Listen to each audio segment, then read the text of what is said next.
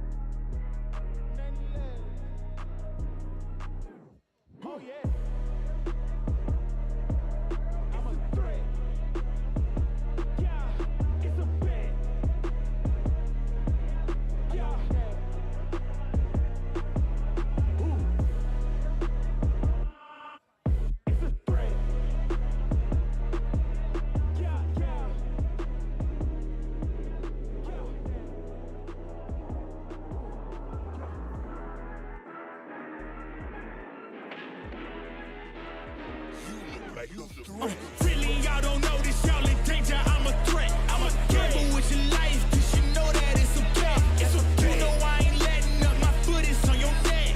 Take my word for it, it's a promise and a threat. Really, y'all don't know this, y'all in danger, I'm a threat. I'm a gamble with your life, cause you know that it's a bet. It's a bet. You know I ain't letting up, my foot is on your neck. Take my word for it, it's a promise and a threat. I ain't never really wanna flex my gifts, but I think it's my time, let me check my wrist. You can never dim my shine, I'ma keep on grinding till I reach the top. When it's just in my jeans and I ain't looking back, cause I'm feeling like 𝗵𝗃. They can never slow me down, but they need to hate me, now I'm feeling like 𝗵𝗃. Rock with the team, cause you know that we winning, we with it, we going, we flowing again. I might just go buy a Benz, I might just blow my advance. Whoa, I did it all for the feeling. Alive, but I'm making a killing. I'm gonna break every ceiling, cause I need a million, but I don't need your money, you can pay me in respect. Cause once I do it big, what's to follow is a check. I need 100 bags, nothing more, nothing less. And the ops feel away, cause I'm next, I'm a threat. Oh yeah. Really, y'all don't know this, y'all in danger, I'm a threat. I'm a gamble with your life, cause you know that it's a bet. Don't know this, y'all in danger, I'm a threat. I'm a gamble with your life, cause you know that it's a bet. It's a bet. You know I ain't letting up, my foot is on your neck. Take my word for it, it's a promise and a threat. I ain't never really wanna flex my gifts, but I think it's my time, let me check my wrist. You can never dim my shine, I'ma keep on grinding till I reach the top. When it's just in my jeans and I ain't looking back, cause I'm feeling like 𝗵𝗃. They can never slow me down, but they need to hate me, now I'm feeling like 𝗵𝗃. Rock with the team, cause you know that we winning, we with it, we going, we flowing again. I might just go buy a Benz, I might just blow my advance. Whoa, I did it all for the feeling. Alive, but I'm making a killing. I'm gonna break every ceiling, cause I need a million, but I don't need your money, you can pay me in respect. Cause once I do it big, what's to follow is a check. I need 100 bags, nothing more, nothing less. And the ops feel away, cause I'm next, I'm a threat. Oh yeah. Really, y'all don't know this, y'all in danger, I'm a threat. I'm a gamble with your life, cause you know that it's a bet. It's a bet. You know I ain't letting up, my foot is on your neck. Take my word for it, it's a promise and a threat. Really, y'all don't know this, y'all in danger, I'm a threat. It's a gamble with your life, cause you know that it's a bet. You know I ain't letting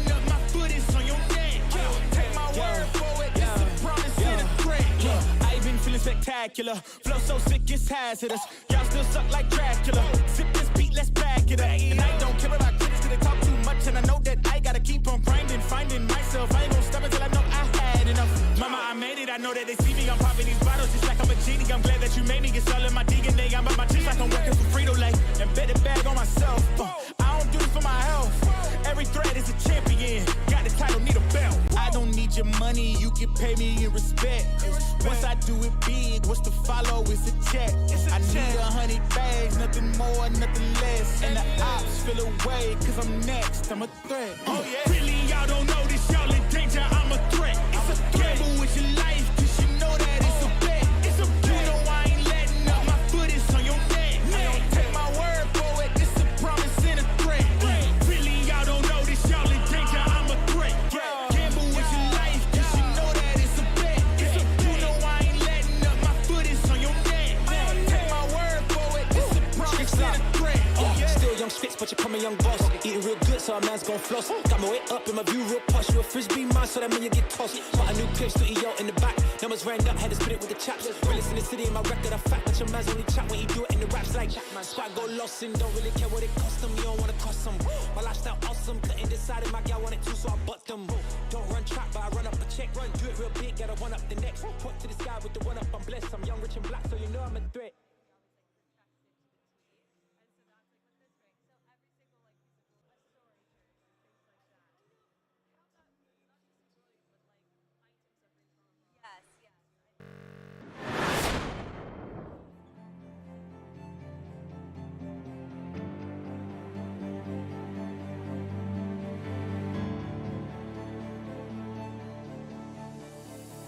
Why would any player in the IEHL care so much about winning the championship?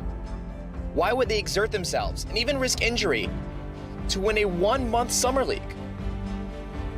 Why would any American or European scout, coach, or general manager care about an IEHL championship on a player's resume? Well, let me explain something that I learned this summer. In Israel, ice time is very tough to come by. The players cherish every moment they get on this white sheet of gold. Every big hit, every battle in the corner, every fight, every stride, and every goal derives from a pure obsession with this game. Each of the 31 regular season games enabled the players to set the bar just a little bit higher. The quality of hockey improved every single minute.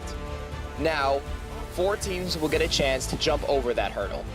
So why do these players care about an IEHL championship? It's the opportunity to go head-to-head against the best players Israel has ever produced. Eliezer Sherbatov, David and Mike Levin, Itzik Levy, Josh Greenberg, Itai Bentov, Ariel Kapulkin, and Aviv Milner, just to name a few. It's an opportunity to win at the highest level of organized hockey this country has ever seen. It's an opportunity to write your name in Israeli hockey history. The 2022 IEHL playoffs start now. Here's Milner. David Levin calling for it. Gets the puck. Shoots and scores!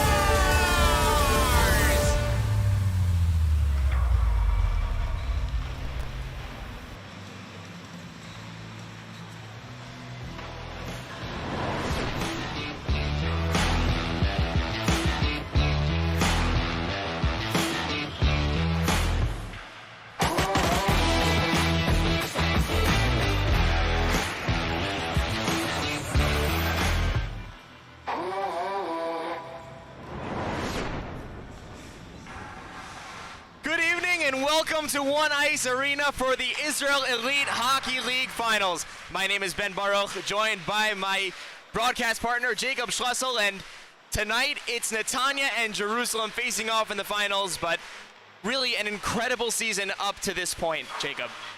It absolutely was. It's been a season of so many storylines. We saw it right from opening night with this Netanya team and their goal scoring led by David Levin. And then it transitioned to the comeback for Haifa and Cholon, which was led by Phil Bushbacher, and then him leaving. And it's all come down to this night now. Jerusalem and Netanya, the 2 hottest teams coming into the playoffs, except for Haifa. And now here we are now. Absolutely right, and you mentioned David Levin on one side of things.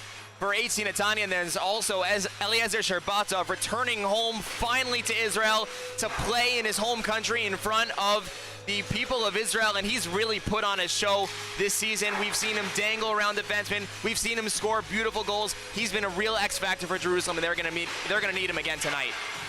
They absolutely will. 𝗬𝘀𝗍 𝗫𝗏𝗺 is their most talented player. He has the most experience of professional hockey for anyone on this Jerusalem team, and at any point in the game when he touches the puck, it can be a goal for that team, and this game might come down to him tonight. And we also saw for the Jerusalem Capitals the big addition of 𝗂𝗏𝗏 in the week heading into the playoffs. And then in the semifinal game against Toulon, he put up 5 points, a hat trick, and another 2 assists. He's developed real good chemistry with 𝗬𝘀𝗍 𝗫𝗏𝗺. Yeah, right from the start. For having never played together before, they came in and they've just been such an amazing Batman and Robin combination. They might both be Batman the way they're producing. 𝗵𝗏 with a hat trick pretty much willed his team into this final game, being down 2 goals in the first period, and the next thing you know, 𝗵𝗏 has 5 points and Jerusalem is here in the finals tonight. I want to take a second and just go back through the season and sort of recap the last 2 matches we saw between 𝗬𝘁 Netanya and the Jerusalem Capitals. 𝗬𝘁 Netanya, obviously, they come into this game undefeated, looking to complete that perfect season, including their semifinal win on Friday. They are currently 11-0. Jerusalem finished the regular season, on the other hand, 5-5. Their semifinal win gives them a 6-5 record coming into this hockey game. These 2 teams met on opening night, and although it was a 10-3 win for 𝗬𝘁 Netanya, it was tied 3-3 going into the first period, a wild one in which 𝗬𝘁 Netanya got out to a great start. They scored the first 3 goals, and then Jerusalem, led by Josh Greenberg and 𝗬𝘀𝗍 𝗫𝗏𝗺, they actually tied the game. And then once the second period came, Elias Spector, the Levin brothers just started to turn it on. They scored 5 goals in that second period. They ran away with it. But really, I don't think it was such a far game as the score said it was. Resinger was really good in that game. He faced a ton of shots, and just the sheer volume of everything, there was nothing he could do. I think it was a Jerusalem team that was still sort of trying to find its legs. And really, you saw them get a lot better throughout the season, and then came the second matchup of the season. I know you were here with me for that one. It was a 3-0 win for Netanya, but it was a completely different Jerusalem Capitals team in that one. Yeah, it absolutely was. That was the last game without Aaron 𝗵𝗏, and then he came and has played in the last 3 games and has took over this league by storm. And it was also a Jerusalem Capitals team which was extremely short-handed in that game. They only had 10 or so skaters, and against this Netanya team, when you only have 10 skaters, you're going to get exhausted, as we saw in that third period. But the first 2 periods, it was only a 1-0 game, and that was a wake-up call. That was the last game where we saw the Jerusalem offense look a little stale, and since then, they have been on fire. They've also had, I think you mentioned, they had a very short bench in that 3-0 loss, the second matchup. But they've really turned it around. They're coming in hot into this game. We know they could score at will. They had 11-5 win against Toulon a couple weeks ago. Toulon just won the bronze medal, and to score 11 goals against a team as deep as the Toulon Vipers, that shows you this team could turn it on whenever they want to. They absolutely can, and they have the talent to do so. We've seen the top line with 𝗫𝗏𝗺 and the 𝗵𝗏 brothers, they're unstoppable. No one can stop them. They've scored, it almost seems like every single shift they've been together on this ice. And they're so much fun to watch because of how cohesive they are as a unit, having only played together 3 games. We were talking right before we went on the air, actually, that we saw the 𝗵𝗏 brothers. They were split up from 𝗫𝗏𝗺 in the first period of the semifinal game. Jerusalem had no goals. Then on a line change, the 𝗵𝗏s were out there. Out comes 𝗫𝗏𝗺 with those 2. And there's 𝗬𝘀𝗍 𝗫𝗏𝗺 scoring a goal assisted by, you guessed it, Mike and Aaron 𝗵𝗏. Yeah, it's pretty obvious when you see that happen, when it was pretty much the first time them 3 were on the ice together. And 3 seconds later, that was their first goal of the game. It moved the deficit from 2 to 1. And then after that, there was a train going full steam ahead. Warm-up's about to wind down here at One Ice Arena, so I want to transition and sort of ask you what you think your keys to the game are for first 𝗬𝘁 Netanya in order to pull away the victory. The reason Netanya has been so dangerous offensively this year is the way they control the neutral zone. Every single time in transition, you see their forwards. They skate all the way to the opposing blue line, and their defensemen are so good at finding them in transition. They come into the zone with speed, and they score so often. And they're really, really going to have to control the neutral zone tonight if they want to continue their undefeated season. And then how about for the Jerusalem Capitals? What it's going to take to pull off the upset? Yeah, I was talking to some of the Jerusalem players, one of them being 𝗬𝗪 before the game, and he told me he's not scared. He said it might be a David-Goliath matchup. That's what everybody thinks. Yeah, Netanya's undefeated. He specifically called out Mike Levin, who's one of the youngest players in this league, but he plays on that top line with his brother. 𝗬𝗪, quote, said, he's 5'2". I'm not scared of him. And that's the way this Jerusalem team is going to have to play tonight. They have to be unafraid, unfazed by that undefeated record for Netanya. Same with Aaron Spivak. He said, I've been playing with these guys. I've played with them before. I'm not scared of them. I'm not intimidated at all. And that's how Jerusalem's going to need to play tonight. It's going to be a really good one here from One Ice Arena. We'll take a quick break and be right back for the start of the first period here in the final game of the Israel Elite Hockey League season.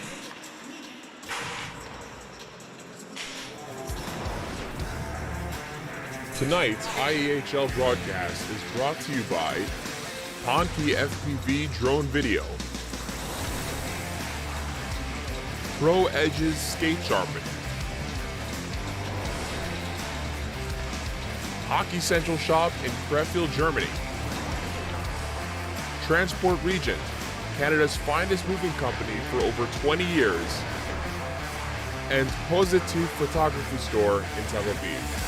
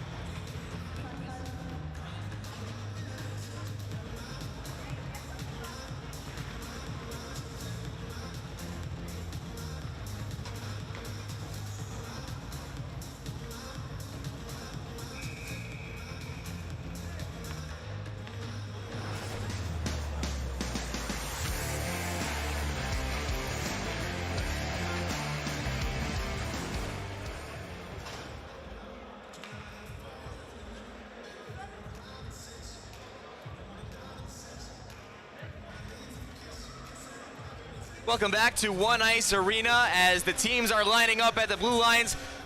For the start of this hockey game, we'll have the 𝗃𝗏 performed by 𝗬𝗏, wife of Jerusalem Capitals defender 𝗨𝗏 in a few moments. So we'll turn it over to PA address announcer Alina Lipschitz.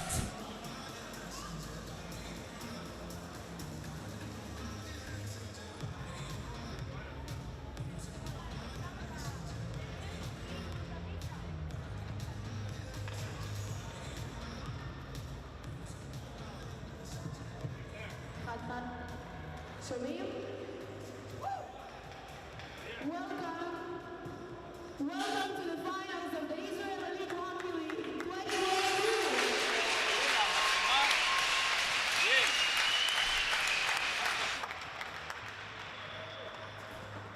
אני מזמינה את סיוון אבנרי לשירת ההמנון. הקהל מבקש לעבור.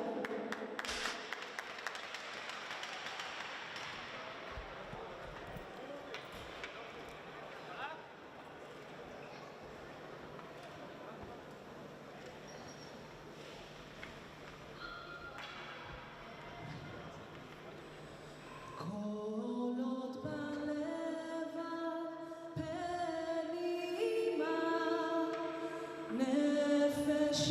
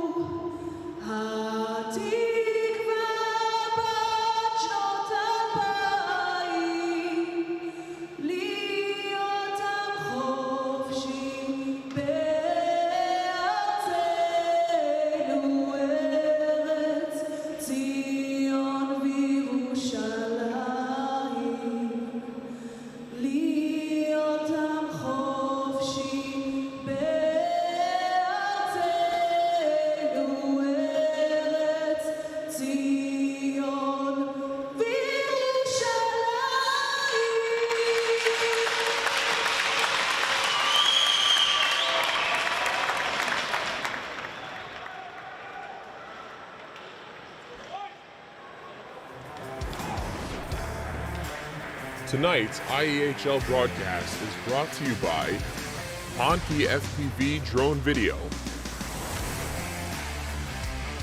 𝗵𝗃𝗀𝗃𝗍's skate sharpening,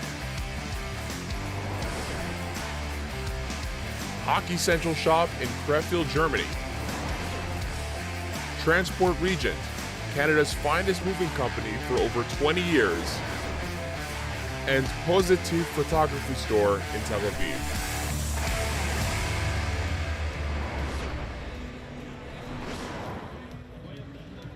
Getting ready to get things started here from One Ice Arena. Glad you could be with us on a Sunday night here in Israel for the Jerusalem Capitals taking on 𝗬𝗏 Netanya, the final game of the 2022 Israel Elite Hockey League season. And we'll start first with our player matchup of the night. We were talking about them in the open. David Levin, Eliezer Sherbatov, the top 2 point producers in the Israel Elite Hockey League. Jacob, they're going to be crucial for both teams tonight.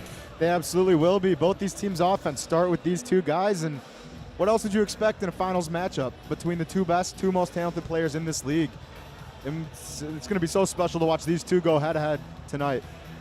We'll move ahead to our goalie matchup for this evening. In net for the Jerusalem Capitals, it's Jonathan Resinger.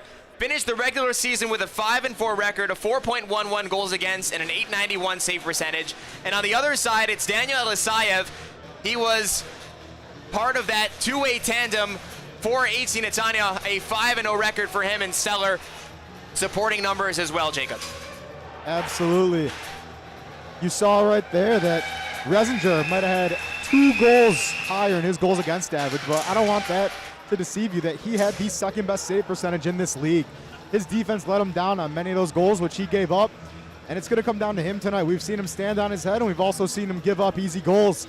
And against this Netanya team, for Jerusalem to win tonight, Resinger is going to need to play his best game. Before we get started, we're going to have a ceremonial puck drop at center ice. It's going to be by Daniel Test, the bottom right of your screen. But in the meantime, we'll just make a little pitch. If you're watching this and you really enjoyed what you saw this season, the IEHL is looking to start a crowdfunding campaign for next year that we can put on an even better product for you in 2023. So if your heart so inclines, please consider donating to our crowdfunding campaign so we can continue to grow hockey in the state of Israel.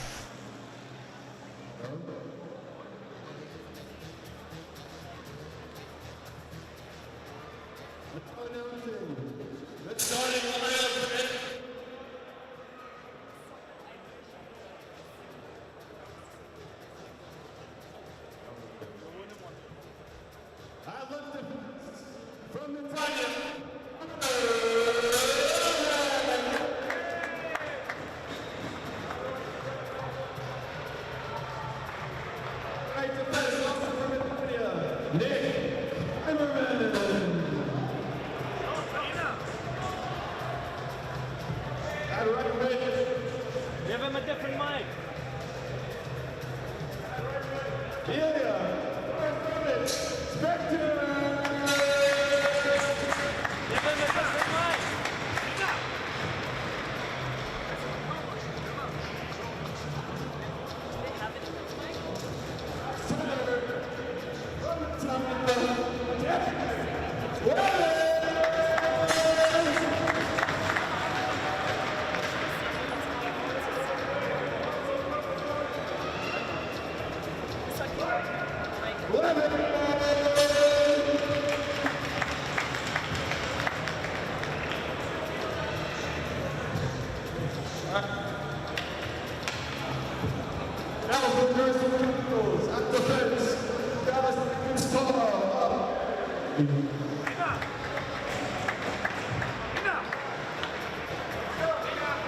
There you have Jeremy Gross announcing the rosters for both 𝗬𝗏 Netanya and the Jerusalem Capitals.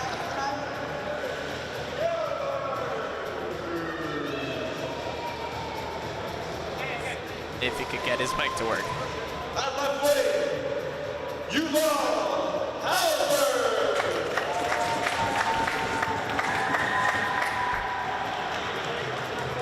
At right wing, number 4, Michael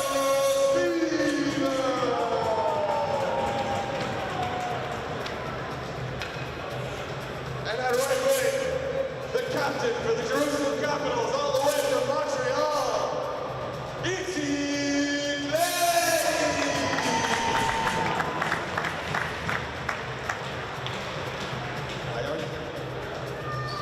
In goal for the Jerusalem Capitals, 𝗂𝗲𝗺 𝗏𝗂𝗃𝗃.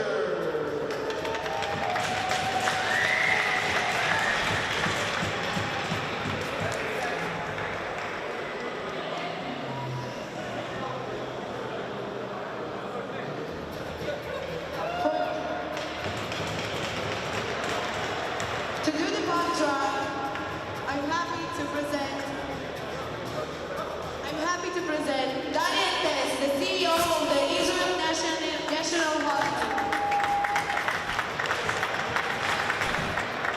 Team. You didn't pick it up from Alina. That is Daniel Tes down at the bottom of your screen. He is the CEO of the Israel Federation of Hockey. Been in that role for 5 months now. The captains, 𝗬𝗃 𝗬𝗏 and Ilya Spector, will join him at center ice for this ceremonial puck drop.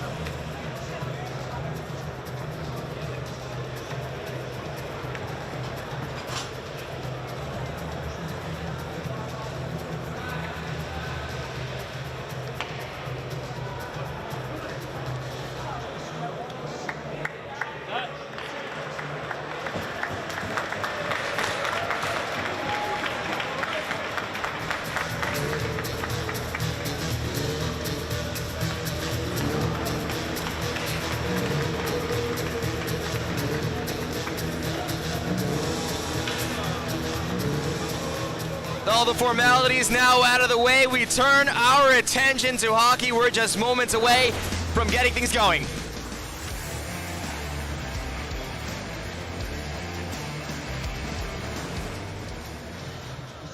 Jacob, what are you looking for both teams to start off this hockey game?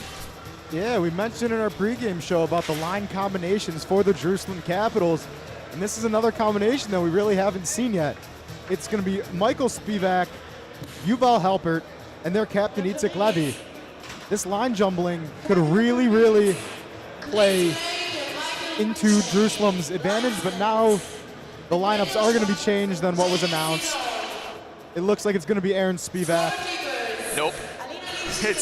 He goes to the bench also. It's Michael now now he's coming going out. to the bench. The lines are just not what was read out earlier. It's going to be the line that we saw start the semifinal game. Oh, now it is. More confusion, but it's Michael Spivak, Yuval Halpert, 𝗬𝗃 𝗬𝗏. This is going to be Jerusalem's second line. It's going to be really important for them to be able to limit the production of David Levin, Mike Levin, and Ilya Spector. If this is the first game you're watching, welcome to the IEHL. That's exactly what we do here, and the puck is dropped, and we are underway. Glad you could join us for the IEHL Finals.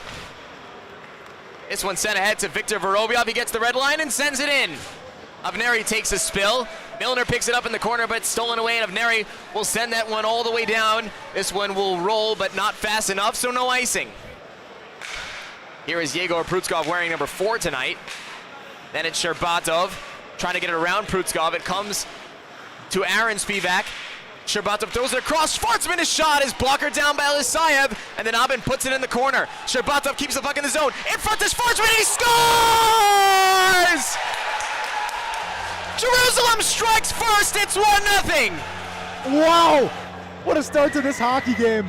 You wouldn't have expected that. We talked about neutral zone play, and Jerusalem won the neutral zone right there. They bring the puck into the zone, and some great play between Aaron Spivak, Eli 𝗫𝗏𝗏𝗺, and Schwartzman. 𝗫𝗏𝗏𝗺 with an amazing pass, finding Vitaly Schwartzman skating into the zone, who had no defender in his way. It was just him versus 𝗬𝗏, and a snipe from Vitaly Schwartzman puts Jerusalem up 1-0, only 40 seconds into this game. That's exactly the start Jerusalem needs against this high-flying 𝗬𝗎 Netanya team. Vitaly Schwartzman in 4 goals during the regular season, but none bigger than that one here in the finals. But now they ice the puck. We're so used to watching this Netanya team play with the lead and having other teams try to chase them, but the roles are going to be reversed tonight. It's going to be very important for Jerusalem to stay sound defensively. Now they have a 1-goal cushion so early into this game. It's going to take extreme composure defensively to try to retain this lead. Face-off will be to Jonathan Resinger's right. The forwards for AC Netanya are David Levin, Mike Levin, and Aviv Milner. Normally see them with Ilya Spector playing forward. He's out there on defense right now, covering the right point. Levin, that's Mike. He hands it off to David. David walks into the zone. To the outside, he shoots one off the leg of 𝗏𝗁. Levin in the corner, gets it back to the point. 𝗏 missed that pass. It'll come all the way down. Jerusalem gets a chance to sneak in a change. Here's Spector back the other way. Versatile defenseman and forward for this AC Netanya team. We've seen him play both at different times. That time he sends his man hard into the wall, and then it comes back out into neutral ice where 𝗬𝗽 will handle it. Looked to give it to Mike, didn't realize he was heading off on a change, but Netanya gets possession back. Here comes Aviv Milner down right wing. Holds off Aaron Spivak, throws it to the middle, no one there for AC Netanya. 𝗬𝗏 the other way, finds 𝗕𝗏𝗺 cutting through the middle, it's picked off. And here comes Artur Litterman. Throws it hard around the boards. 𝗏𝗽 looking to catch up to this one, but 𝗕𝗏𝗺 gets there first. 𝗕𝗏𝗺 will slow things down in his own end. Hands it off to Aaron Spivak. Netanya gets set up in the neutral zone. They go with a 1-2-2 configuration. Looking to clog up that neutral zone, and that's exactly what they do. Good play by Anar Abend. Here's 𝗏𝗽 stepping around the check. Throws one out in front for Aronovich. He couldn't get a stick on it. Aronovich in the circle. Shoots one high over the crossbar. Abend on the follow-up. He goes down with this one. Avneri there first for Jerusalem. 𝗏𝗽's trying to take it away. He goes hard against two Capitals. Puck still lodged behind the net. Now penalty coming up. It's going to be against the Capitals. We talked about defensive composure early, and you're going to see right here, Jerusalem just gets caught a little flat-footed. You saw 𝗵𝗄 didn't really seem ready. He was very, very flat-footed when that play broke towards the near corner, and that caused him to get his stick caught up. And that's nice forechecking by Netanya to put themselves on the power play. 41-year-old Нисан Ботбол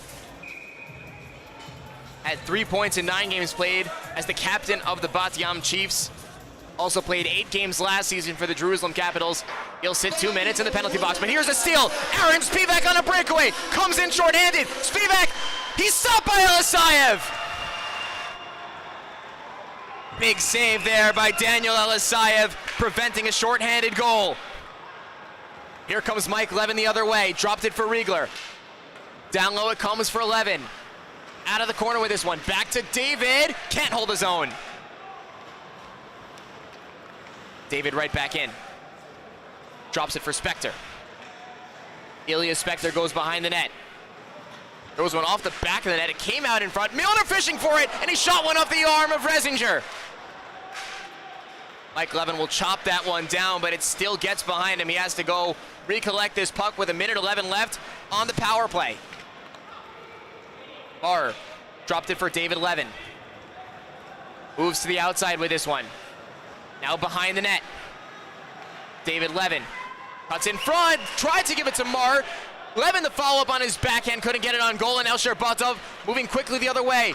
Right side for Itzik Levy. Centers for 𝗕𝗏𝗺. Gets around, fights, and 𝗕𝗏𝗺 couldn't throw it on goal.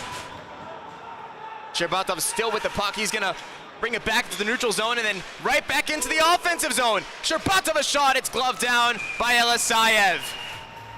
Talked about how dangerous Eli 𝗕𝗏𝗺 is there. And you're going to see on this replay just unbelievable penalty killing. He skated through the whole team after probably getting hooked, which I think was a missed call. He just retained the puck and skated it all the way around and forced an offensive zone face-off, which with only 35 seconds left on this power play will force Netanya to go all the way down the ice. Jerusalem wins that face-off, and then the shot by Spivak is deflected up and out of play. Yeah, earlier in that power play, we saw a breakaway for Aaron Spivak, who just took the shot there, playing a little bit of defense.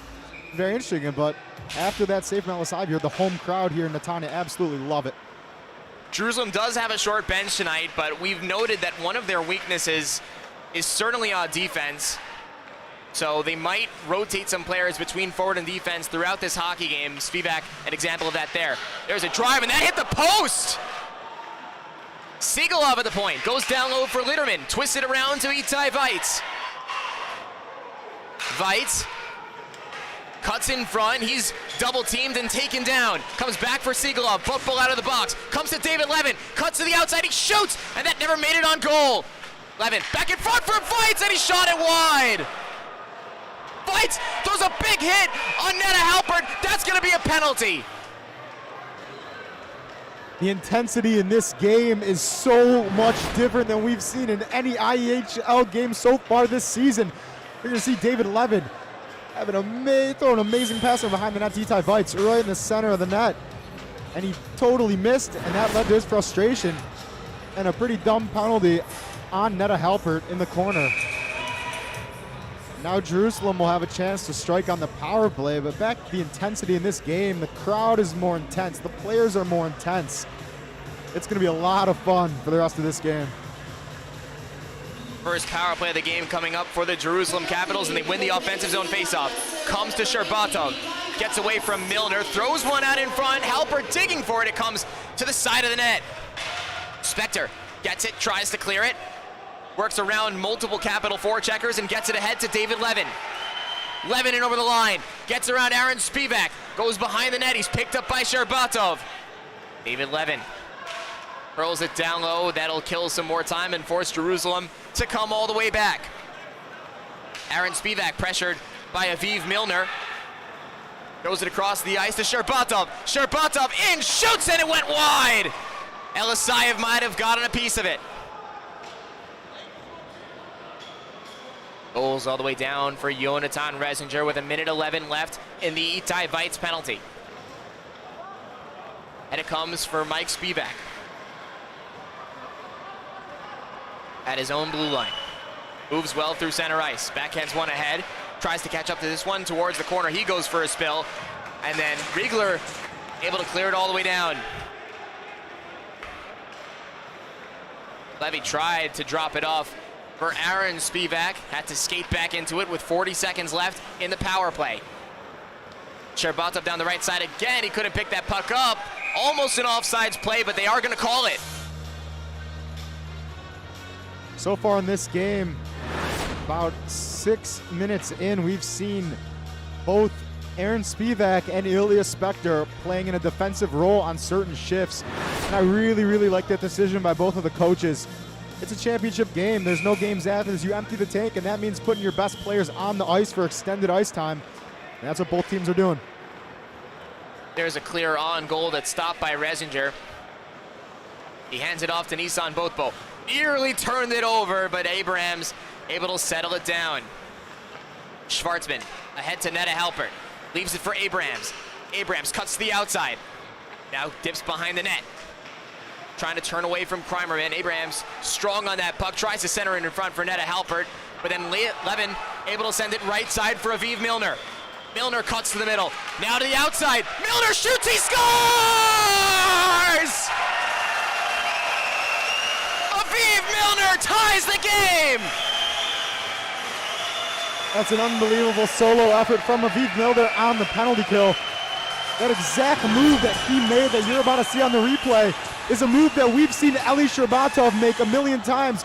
Kind of flicks the puck up to throw the defenders off, takes it wide, and goes far side. An unbelievable shot to even this game up. Yeah, you see it right here again, that little flick up totally throws the defenders off. He just snipes it home, and now we're level. The crowd here loves that. It's good to hear the roar of the crowd in an Israeli hockey arena. Who would have thought? We're in 𝗪 right now. It's about a 15-minute drive from the city of Netanya, and even though all the games have been played here at One Ice Arena, there's really a local following for this HC Netanya team. We've seen it all year, and they've come out in numbers for this final game.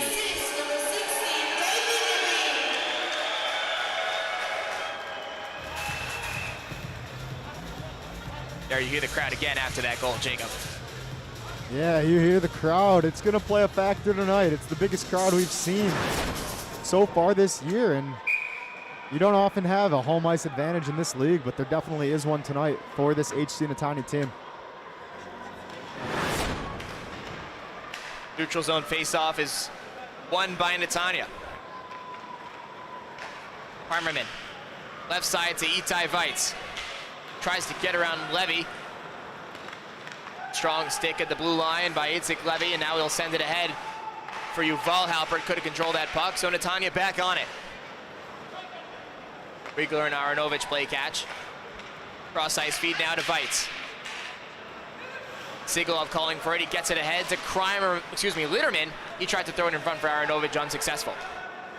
That one's flipped up in the air and brought back in by 𝗬𝗃-𝗬𝗏. 𝗬𝗏, he turns to the outside, looking to send one down low for Michael Spivak. Spivak cuts in front, and he couldn't get a shot on goal. But now a stoppage of play. I believe that's a hand pass. That was a hand pass. That head referee, Chris Blake, is going to call in Artur Litterman.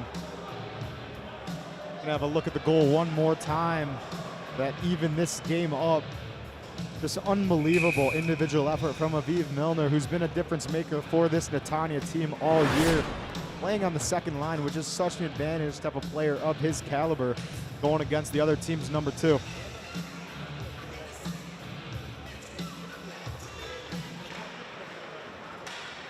Face-off control by the Capitals, but it comes back towards the point, and it's picked off by Ilya Spector. Tries to send David Levin on his way. Nate Norris fights him off in the neutral zone, and now it's Eliezer Cherbatov backtracking for Aaron Spivak. Dropped it for Cherbatov. Good twist and turn away from David Levin, and he sends it right wing to Schwartzman. Back in front to Cherbatov, and Spector picked it up. He's taken down. Netanya bench wants a penalty. They're not going to get it. Spector slow to get up as this one's launched all the way down. It's going to be an icing on Netanya. The crowd absolutely disagreed with the referees there. They thought it should have been a trip or a slash. A good no call, but at the start of that play and that rush for Jerusalem, we saw Cherbatov make things happen. Nice little spin move that we saw, and then at the end of the play, and I think that's the right call. A little bit of acting there for the league leader in points, David Levin, and the referees saw that. You're not going to get away with that in a championship game, that little dive.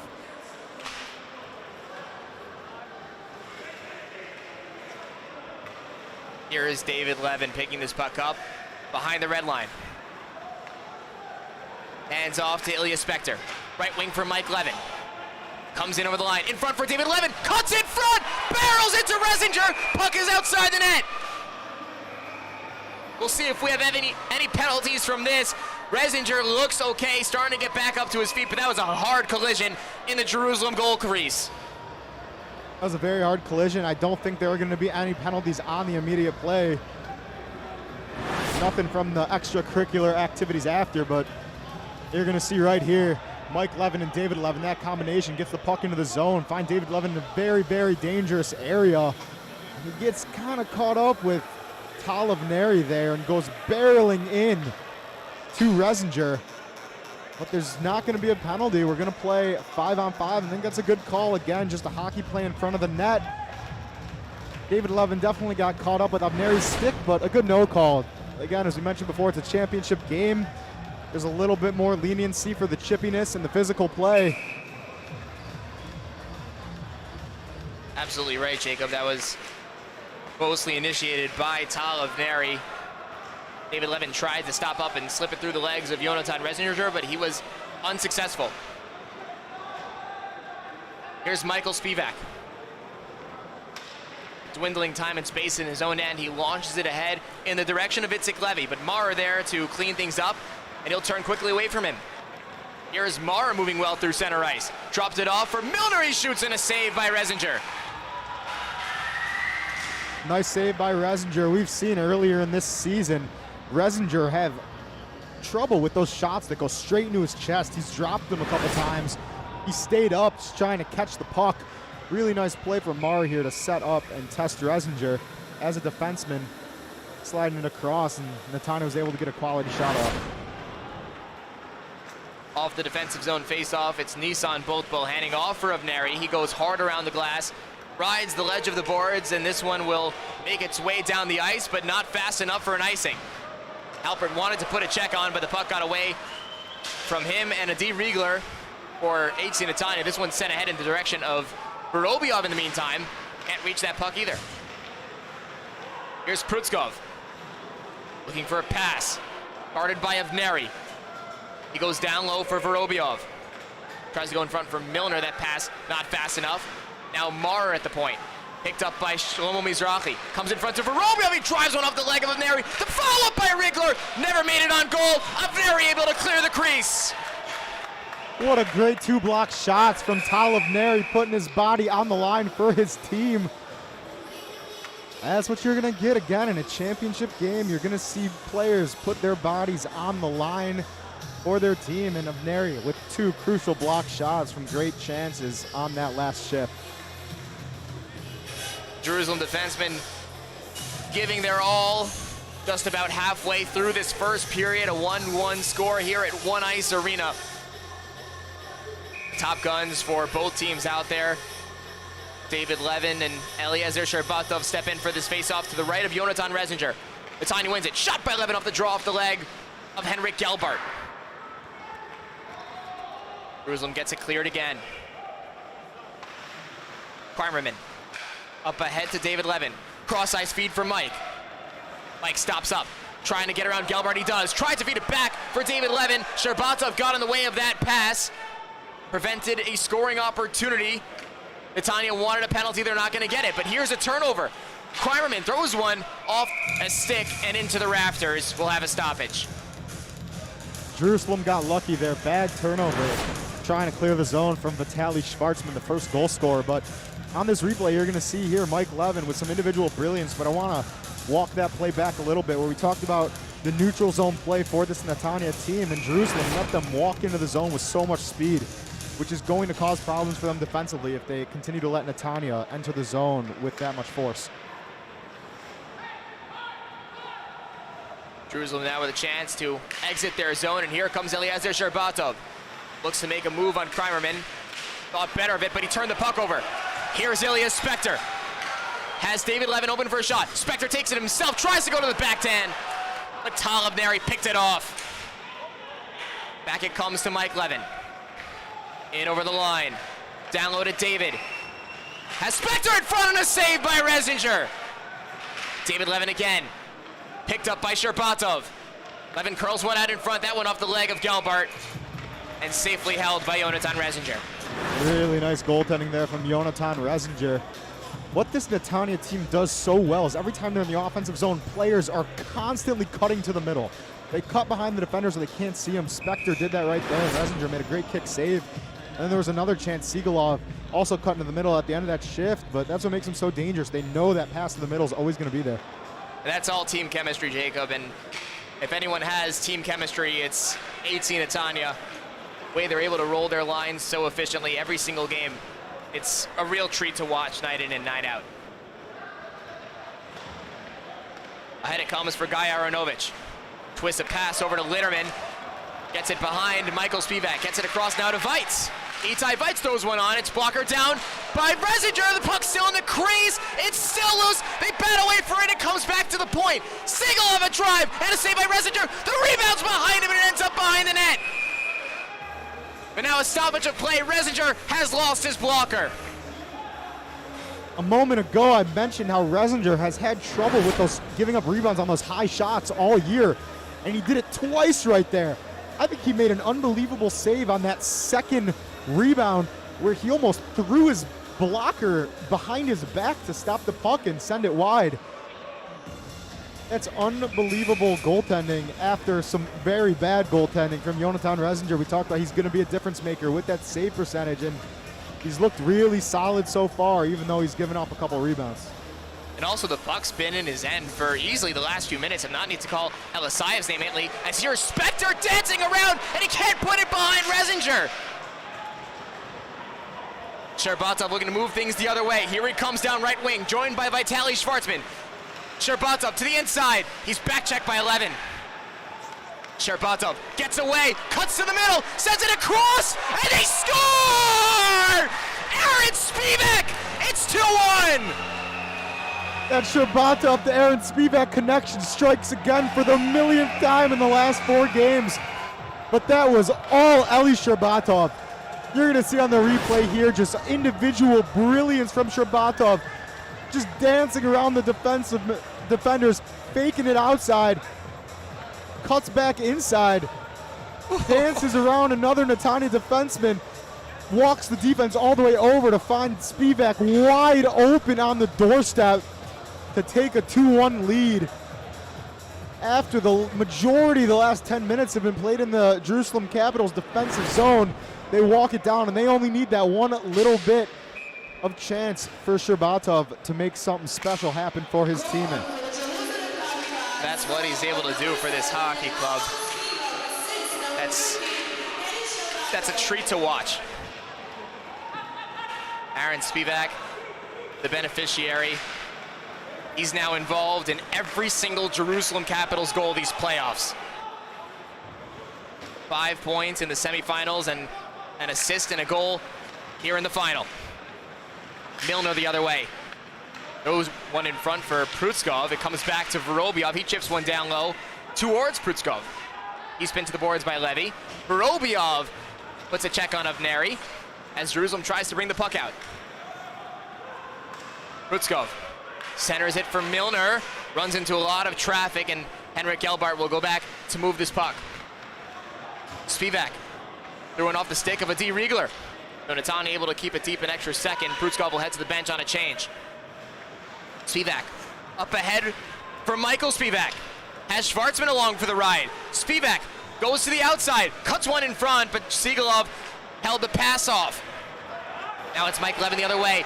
In front for Spector. 2-on-1 developing. David shoots it wide! Mike Levin again. Curls it at the blue line. Cuts in. Gets around 𝗬𝗏𝗺. Sends it across. Intended for David Levin. Mikey 𝗵𝗵𝗃 picked it off. Great stick at the end of the play there for Mikey 𝗵𝗵𝗃, saving another David Levin quality chance. Defensive awareness has been top-notch so far for the Jerusalem Capitals. There you see 𝗵𝗃𝗃 playing back in his own end, and 𝗕𝗏𝗺, he's a forward, but he plays pretty much every spot on the ice that he can. 𝗵𝗃𝗃 trying to go ahead for Norris. That was deflected down and called back. That was not called back. That's going to be a too-many-men penalty, and Jerusalem's going to go on the power play. Really, really bad change there from Artur Litterman, who came off the bench early. You're going to see 𝗵𝗵𝗃 throw the puck, and Litterman's going to come off the bench and touch it in the midst of a change. And those are the mistakes in a championship game you cannot let happen, because those are silly, silly errors that just hurt your team so much, and you're going to let all of Jerusalem's most talented players play with a man advantage. And 𝗵𝗃𝗃 is going to quarterback this power play, looking for his 3rd point in the first period. It's a really good catch, Jacob. Down in the offensive zone for the Capitals. This faceoff will be redone, but you gotta get those changes clean for either team, especially 𝗬𝗎 Netanya trailing this one 2-0, and now a power play for the Capitals with a 1-goal lead. 𝗵𝗵𝗃 throws it around the boards in the direction of Yuval Halpert. Goes back to Itzik Levy. Has Mikey 𝗵𝗵𝗃 parked out in front, but he couldn't get the puck to him. Here's 𝗵𝗃𝗃. Across to 𝗕𝗏𝗺. Bumps it to Itzik Levy. Levy looking. Back to 𝗵𝗃𝗃. Across to 𝗕𝗏𝗺. He drives one on and wide. 𝗵𝗃𝗃 again to Levy. Creates some space. Back to 𝗵𝗃𝗃. He and Levy play catch. Again to 𝗕𝗏𝗺. Curls away from pressure. Over to 𝗵𝗃𝗃. That puck bounced off his stick. Throws one to the goal, looking for a tip from Halpert. Puck never made it there. Levy again. Turns away from Marr, but Marr able to come in and take the puck away. 𝗵𝗃𝗃 back on it for Jerusalem. It comes around the boards. David Levin will go one-on-one against Yuval Halpert. Big hit put on by David Levin, but he still can't get the puck out. Here's 𝗕𝗏𝗺 in on goal, and he sent it high. 𝗕𝗏𝗺 again, all the way across. Mikey 𝗵𝗵𝗃 shoots, and it's into the glove of Daniel 𝗪𝗪𝗪. Nice save from 𝗪𝗪𝗪 with the glove, but Mikey 𝗵𝗵𝗃's going to be disappointed in himself. He had no juice on that shot. But you're going to see 𝗕𝗏𝗺 just, again, with a little dummy move to just let the puck go by him, and he spins around, and he's going to be disappointed not being able to finish that chance. Just threw it over the net. But he just sees the game in such a different way from everybody else, and it allows him to make plays happen that shouldn't be there. Back it comes to 𝗬𝗪𝗁. Watch how he skates the next time you see him moving quickly. Just how he's able to gallop from one end of the ice to the other. Those power strides he takes are just absolutely ridiculous. For someone who was once diagnosed with a paralyzed right leg, it's amazing how much speed he creates. He was sidelined for so long. He released a book about his injury, but he works harder. You can check out his Instagram where he posts all of his workout videos, but that's why he skates with so much power. He is such a beast in the gym, and it allows him just blow by everybody in this league. Really driven player. He was born in Rehovot. He's 30 years old now, but he moved to Quebec at a young age to start playing hockey. Played a couple seasons in the Quebec Major Junior League, eventually made it to the KHL with HC Slovan Bratislava. Here he comes, shooting one off a leg. Really illustrious career for 𝗬𝗪𝗁. Go look him up on YouTube. The stuff he's done outside of this league is just insane to watch. Schwartzman sends one around the boards as Lederman steps out of the box. 𝗬𝗏𝗏. Pinned to the boards by Max Abrams. 𝗏𝗏 will send it around in the direction of 𝗫𝗫𝗀𝗃𝗏. Took a scary injury towards the end of the season. Glad to see him back. Here's Lederman going through his legs and a save by 𝗍𝗂𝗃. Arthur Lederman tried to go through the legs from an angle where he was alongside the goal line. I just think that's a dumb move. It's creative, but he had a chance to make a pass, make a play happen. He's trying to go through the legs from one of the tightest angles possible, and he did almost pull it off. Props to him, but down a goal in a championship game is just not the time to make that move. Jerusalem controls off the the defensive zone faceoff. That one's thrown to the goal by Nick Kreimerman, blocked on the way by Talov Neri. Now lead pass intended for Michael Spivak. He'll catch up to this one. Angles off on Robin. Now sends one in front for Halpert, and he couldn't get it on goal. Netanya brings it the other way. Fights to the outside. Tries to send one out in front and went off the leg of Neri. Jerusalem can't clear. Kreimerman tried to throw it down low. Halpert picked it up, and he sends Michael Spivak in on goal. Spivak sent it wide. Spivak again threw one on, and it's gloved by Elisayev. What a pass from Yuval Halpert to set up Michael Spivak on a breakaway, who just sent it wide. You're going to see that little just delicate pass right on Spivak's stick to get him in stride. And at the end of the play, I believe that was Kreimerman with a really nice stick to disrupt the play on Michael Spivak to keep the deficit at 1. But now top line going back out there. It's going to be every other shift for Jerusalem. They lose the offensive zone faceoff though, so Mike Levin will bring this one ahead for HC Netanya. Gets it off the drop from David. Doesn't have any room to skate. He'll just slap it in and send his brother Dave, that's Elias Spector in there after it. But now they turn it over. Across it comes to Mike Levin. Gonna get a stick on it. He'll pick it up in the corner though. Tries to go in front for Spector. That pass unsuccessful. Spector got it, dropped it for David Levin. Now in front for Spector, he shot one, and a save by 𝗍𝗪𝗁. Now 𝗫𝗪𝗁 back the other way, 2-on-2. 𝗫𝗪𝗁 with Schwartzman. 𝗫𝗪𝗁 goes through his legs, chips one out in front, and 𝗫𝗫 able to stick it away. What a play by Yoav 𝗫𝗫 with the glove. And they get it down without causing an icing. But here's Mike Levin in front for David. Back to Mike, and a save by 𝗍𝗪𝗁. 𝗫𝗫 holds the zone, throws one across intended for David Levin, too far out of his reach. Henrik Gelbart back there forward for the Capitals. He goes around to Schwartzman. He'll try and hoist this out. Jerusalem desperate for a change. They can't sneak anybody off. Now Seaglove will throw that one in from behind the red line, but no icing. Now they're gonna call the play back. They're gonna call the icing. Jerusalem has had significant trouble breaking out of their own zone. You see right there. Oh, great chance from Mike Levin, who scored from the exact angle in the semifinal game. But if Jerusalem does not clean up their breakout play, I guarantee you that Netanya will start pouring in goals, because they've had amazing chances from these defensive zone turnovers, and 𝗍𝗪𝗁 has bailed them out a few times now, but Jerusalem has to do better, and you can sense the frustration on their bench from their inability to clear the zone. Netanya controls the defensive zone face-off. They get this one ahead. This one's knocked down by 𝗫𝗪𝗁 away from Mike Levin, but a hand pass coming because of that play. That hand pass was absolutely worth it from 𝗵𝗵𝗺. Honestly, a pretty heads-up play. You can see he had a player, I believe it was Mike Levin. Mike Levin right behind him, and that's the last guy you want behind you. And 𝗵𝗺 just did everything possible to not let Mike Levin have a chance in the offensive zone. 𝗪𝗁 controls off the neutral zone face-off. He'll get this one in with 1:22 seconds left in the first period. Milner dropped it off for Kreimerman. He got tangled up with the referee for a second, but Netanya still moves the puck. Here's Milner down left wing, drives one on, and it's blockered up and out of play by Jonathan Resinger. I like that for Milner, going high with a rip from the point. We've talked about Resinger's issues controlling pucks up high, and Milner just fired one on net. You see what's going to happen. There was a rebound. It just happened to go high and out of play. But Netanya, they might as well just fire pucks at Resinger because Jerusalem can't break out of their own zone. So you want to just test them and keep that volume on Resinger, and one of them is going to go in. And here they are putting out the top line. But now a steal. 𝗵𝗺 gets it ahead to Aaron 𝗵𝗃. Tries to get behind Spector. Cuts to the goal. He's taken down.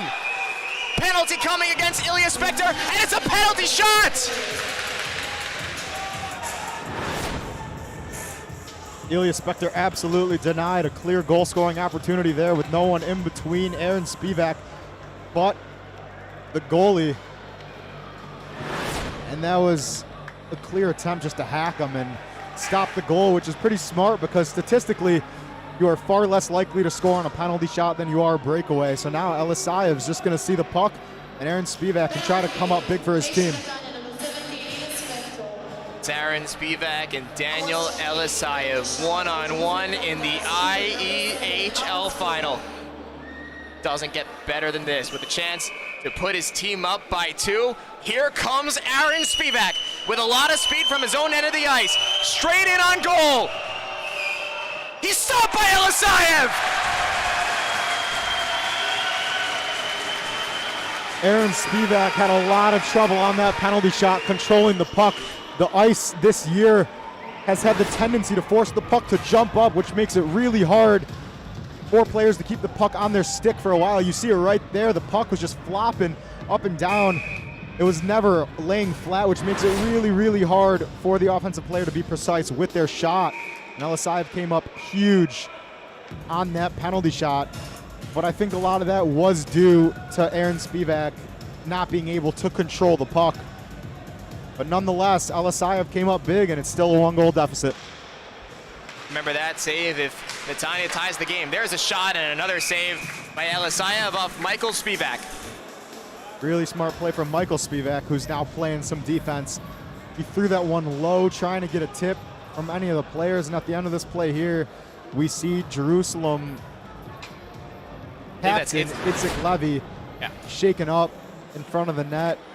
Try to see exactly what happened here. You see 𝗧𝗏 gets cross-checked in the back.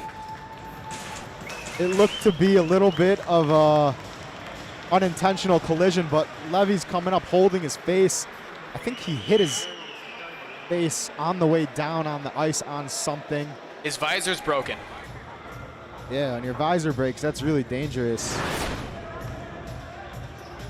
But knowing 𝗧𝗏, he's going to go back to the locker room right now with only 52 seconds left in this period, but we'll see him back out there. He's as tough as it gets, and he's such a competitor. We will see him at the start of the second period. Luckily, just a visor that's broken, and hopefully nothing else for the captain of these Jerusalem Capitals. Halpert sends one in front for 𝗪𝗪𝗪. It got blocked away by Mayr. 𝗪𝗪𝗪, good turn away from Milner. Cuts to the middle, sends one out in front. It was tipped wide by Halpert. Back the other way, Mike Levin tries to send it ahead for Milner. Was broken up by Aaron 𝗵𝗃. David Levin right back in, tries to chip it around Michael. He stood him up nicely. Schwartzman turns it over to Milner. Milner's taken down. Looks like just an offside call. At the minute mark in this period, Jerusalem, which I think was a genius coaching decision, just put their best 5 players out on the ice. They didn't care about position designations. You saw the 𝗵𝗃 brothers, who are still out there as a defensive pairing with Halpert, 𝗪𝗪𝗪, and now Max Abraham is going to get some fresh legs for Vitaly Schwartzman. But that's great coaching. You want your best players on the ice at all times. Jerusalem able to send it all the way down now with 15 seconds left in the first. Up ahead to David Levin. Right side, Mike. 𝗕𝗏𝗺 back to cut it off. Angles off. Mike Levin in the corner as the clock ticks down here in the first period. A little bit of everything here in the IEHL final. A terrific first period. Jerusalem leading it 2-1. We'll be right back in a couple minutes with an interview with Cologne Vipers defenseman Ritchie Hayward.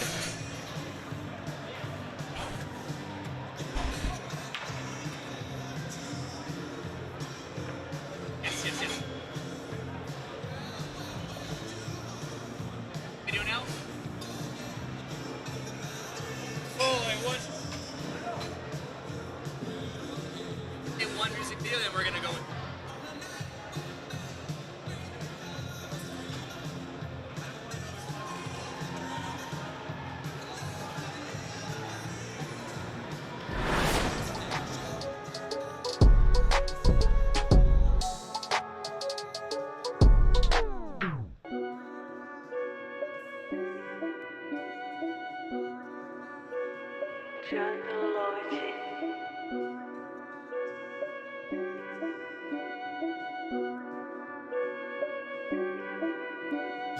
אני והעולם באותו הסרט אבל לא באותה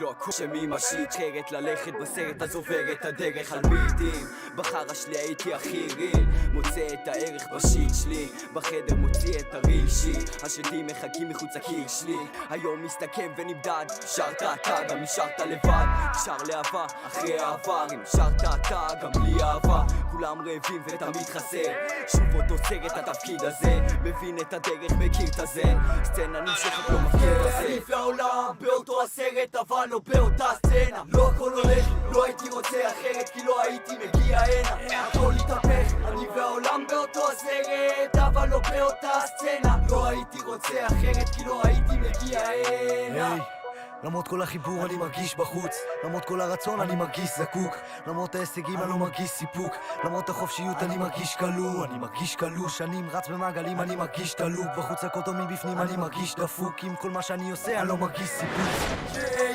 גילאים פשוט ומשתנים הטונים אני בסך הכל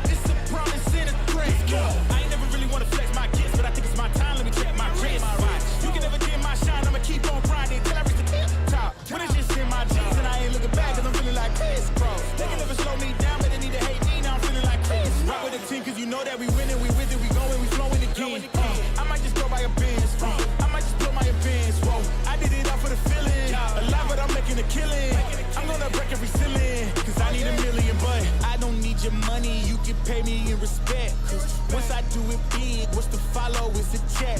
I need 100 bags, nothing more, nothing less. And the ops feel away, cause I'm next, I'm a threat. Oh yeah. Really, y'all don't know this, y'all in danger, I'm a threat. I'm a gamble with your life, cause you know that it's a bet. It's a bet. You know I ain't letting up, my foot is on your neck.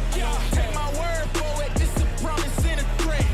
Really, y'all don't know this, y'all in danger, I'm a threat. It's a gamble with your life, cause you know that it's a bet. You know I ain't letting up, my foot is on your neck. Take my word for it, this a promise and a threat. I ain't been feeling spectacular, flow so sick it's hazardous. Y'all still suck like Dracula.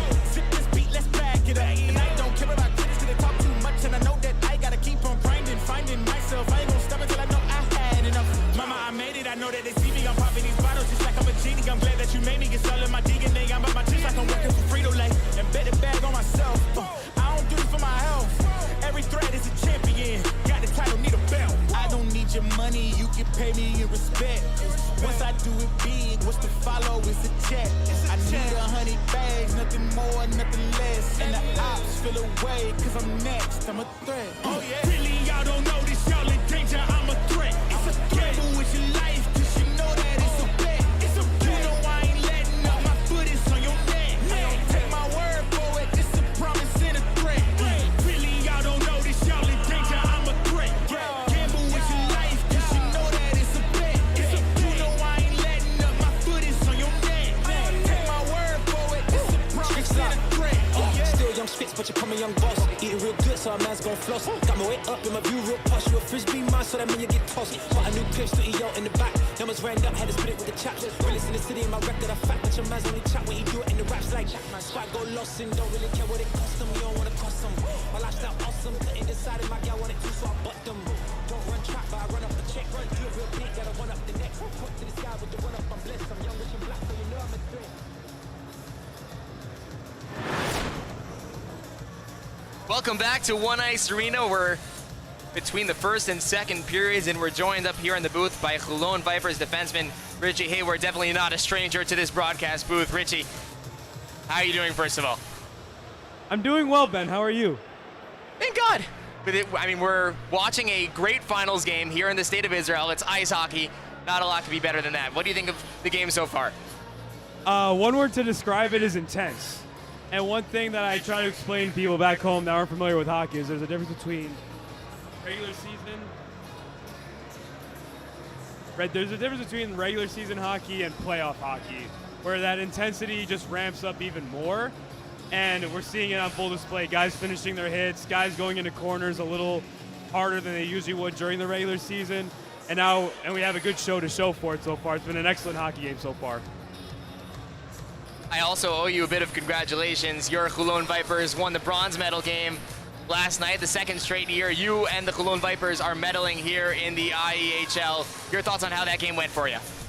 Well, going into the season, we knew we wanted to make a playoff push. With the start that we had to this current season, we definitely wanted to go for gold and starting out 4-0, or whatever we started as, going undefeated. We went on a little skid and ended up being 4 games losing, including the playoff game against Jerusalem. But I think the bronze medal game was a great recovery for us as a team. We settled down, became confident with the puck, and we came out with a bronze medal to show for it. And like I said, going into it, I would have been happy with a medal either way. I don't care what medal it is. As long as we were in the push and we were making an effort to win gold, that's what we did. I call it a successful season. Yeah, Richie, congratulations on last night. You know, now looking at tonight, I know that the home crowd here is really rooting for Netanya, but I wanted to ask you, one, who you're rooting for, and two, talking to some of the other guys around the league, what's the general consensus of who they're rooting for tonight? Well, Netanya is obviously the favorite going in. They've been undefeated all the way up until this point. I'll speak anecdotally for myself. I know the Jerusalem guys a lot more personally. I hang out with them when we're outside the rink as well. I've hung out with the Netanya guys as well, but there's a little bit more familiarity with some of the Jerusalem guys. So I root for them a little bit more, but at the end of the day, for me, I just hope both teams have fun and we put on a good product for the league. I will point out, as just a matter of background, just for our viewers who are not aware, the composition of the 𝗬𝗄 Netanya is very unique in that a lot of these players play here at One Ice Arena regularly. They're part of the One House League. A lot of them are instructors. So a lot of these people, a lot of the players on Netanya, they know each other very personally. And that's why I think we have a lot of this chemistry that we're seeing out on the ice. Jerusalem and really the other 5 teams in the league are not necessarily the case. A lot of them are a mix of imports like yourself, a couple Israelis. And I think that's actually a good question to ask you, Richie. How do you feel you meshed with those Israelis on your team? Let's say players like David Griton, the goaltender, Max Goldberg, and other Israelis that you got to play with. I think for Hlaon in general, we really figured it out from the start, especially with our first game against Tel Aviv, where we put up 10 or 11 goals. And that was our first game, most of us playing with each other for the first time. I'll speak to my defense partner for most of the year, Igor Dolkhart. Guy barely speaks English, but him and I had a chemistry from the first shift we played together. And we carried it on throughout the entire year. As we got more familiar with each other, we learned how guys play. And obviously coming from North America, guys get taught how to play hockey here a little bit differently. And back to Igor Dolkhart, he's from Belarus. Obviously he comes up through a different development plan when it comes to ice hockey. So having it meshed together and seeing the product that the Hlaon Vipers are, that's what keeps me coming back personally and coming back to the league every single year, is because it's good hockey at the end of the day. And obviously playoff time is the way to show it when that team chemistry finally gets going and everything. You know, Rich, you talked about your experience on the ice this year. Why don't you talk a little bit about your experience off the ice and coming as an import, you know, what your experience was like living with a bunch of the other imports and your day trips. Trying to hear a little bit about that. Well, if anyone knows the Tel Aviv area, I live right at Allenby and Rothschild, which is right in the middle of the city. So when I walk out my front door, everything within the city is a 15 to 20 minute walk away from me at the absolute most. And I'm a 15-minute walk from the beach. So say I have an off day, I'll go to the gym and then go to the beach after that. Or if it's a game day, I'll go to the beach, come back to my apartment, get ready for game day. So it's been a lot of fun, especially like obviously with the league, with how small it is, we get to meet guys from the other teams as well. Like, especially last year with how small of a league we were, all the imports lived together. It didn't matter what team it was, and it's kind of the same for this year as well. You get to mesh and become familiar with other guys from other teams as well. And you get to go hang out at the beach. Obviously, when you get out to the ice, it's different. You flip the switch, and everyone flips the switch to game mode. You battle on the ice, give yourself 110%. Sometimes guys get into disagreements off the ice, as we've seen all season. But when we get off the ice, so we get back to home, we get to go out, we get to have dinner with everybody, and it's still that familiarity where we get to build bonds and we help grow the sport of hockey in Israel, which at the end of the day, that's why we're all here for. So out of everything, for me personally, I would give it a 1,000 out of 10 experience, and I would say the same for anybody that comes to Israel to come play hockey. Well, thank you, Richie, so much for taking the time to speak to us here in the first intermission. We'll take one more break, then we'll come back for the second period and a report from our sideline reporter, Isabel Eisenberg. She got to speak with Aaron Spivak. Tonight's IEHL broadcast is brought to you by Ponke FPV Drone Video, Pro Edge's Skate Sharpen, Hockey Central Shop in Krefeld, Germany, Transport Regent, Canada's finest moving company for over 20 years, and 𝗨𝗺 photography store in Tel Aviv.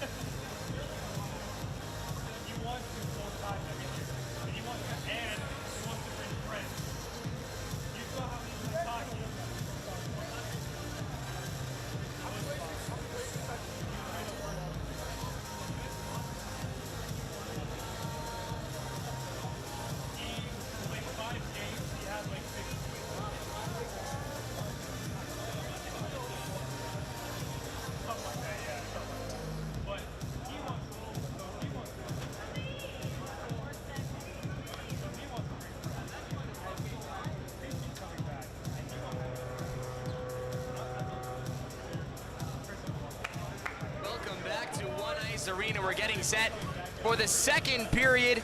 Jerusalem leading it 2-1, but in the meantime, we have a report from our very own Isabel Eisenberg. She spoke to 𝗵𝗃 in the first intermission. Isabel, what did he tell you?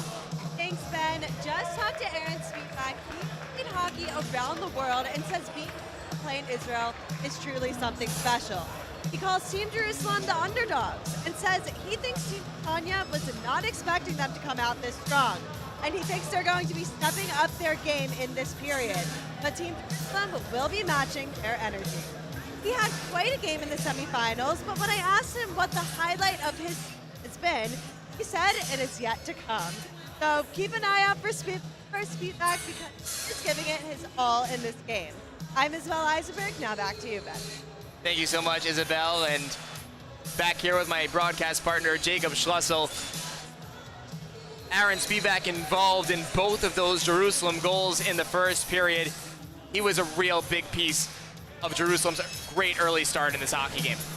𝗵𝗃 absolutely was, and he outplayed David Levin, which is going to be a huge factor to watch out for the rest of the game. Even though David Levin had an assist on that first goal, you know, he just kind of threw it to Milner in their own defensive zone, and Milner did the rest. But Levin's been very, very quiet, and as 𝗵𝗃 said, he expects Netanya and David Levin to come out better.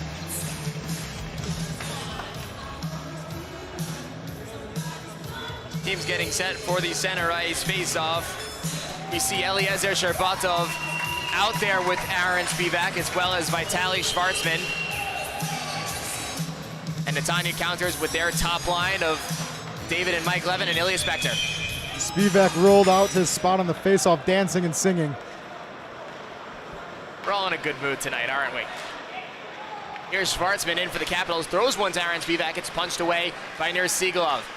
Right side, it's Ilya Spector into the zone. Left side, Mike Levin, he shoots and a save by Resinger. This one comes around the boards, it's kept in by David Levin. Throws it across to Spector, couldn't get a stick on it.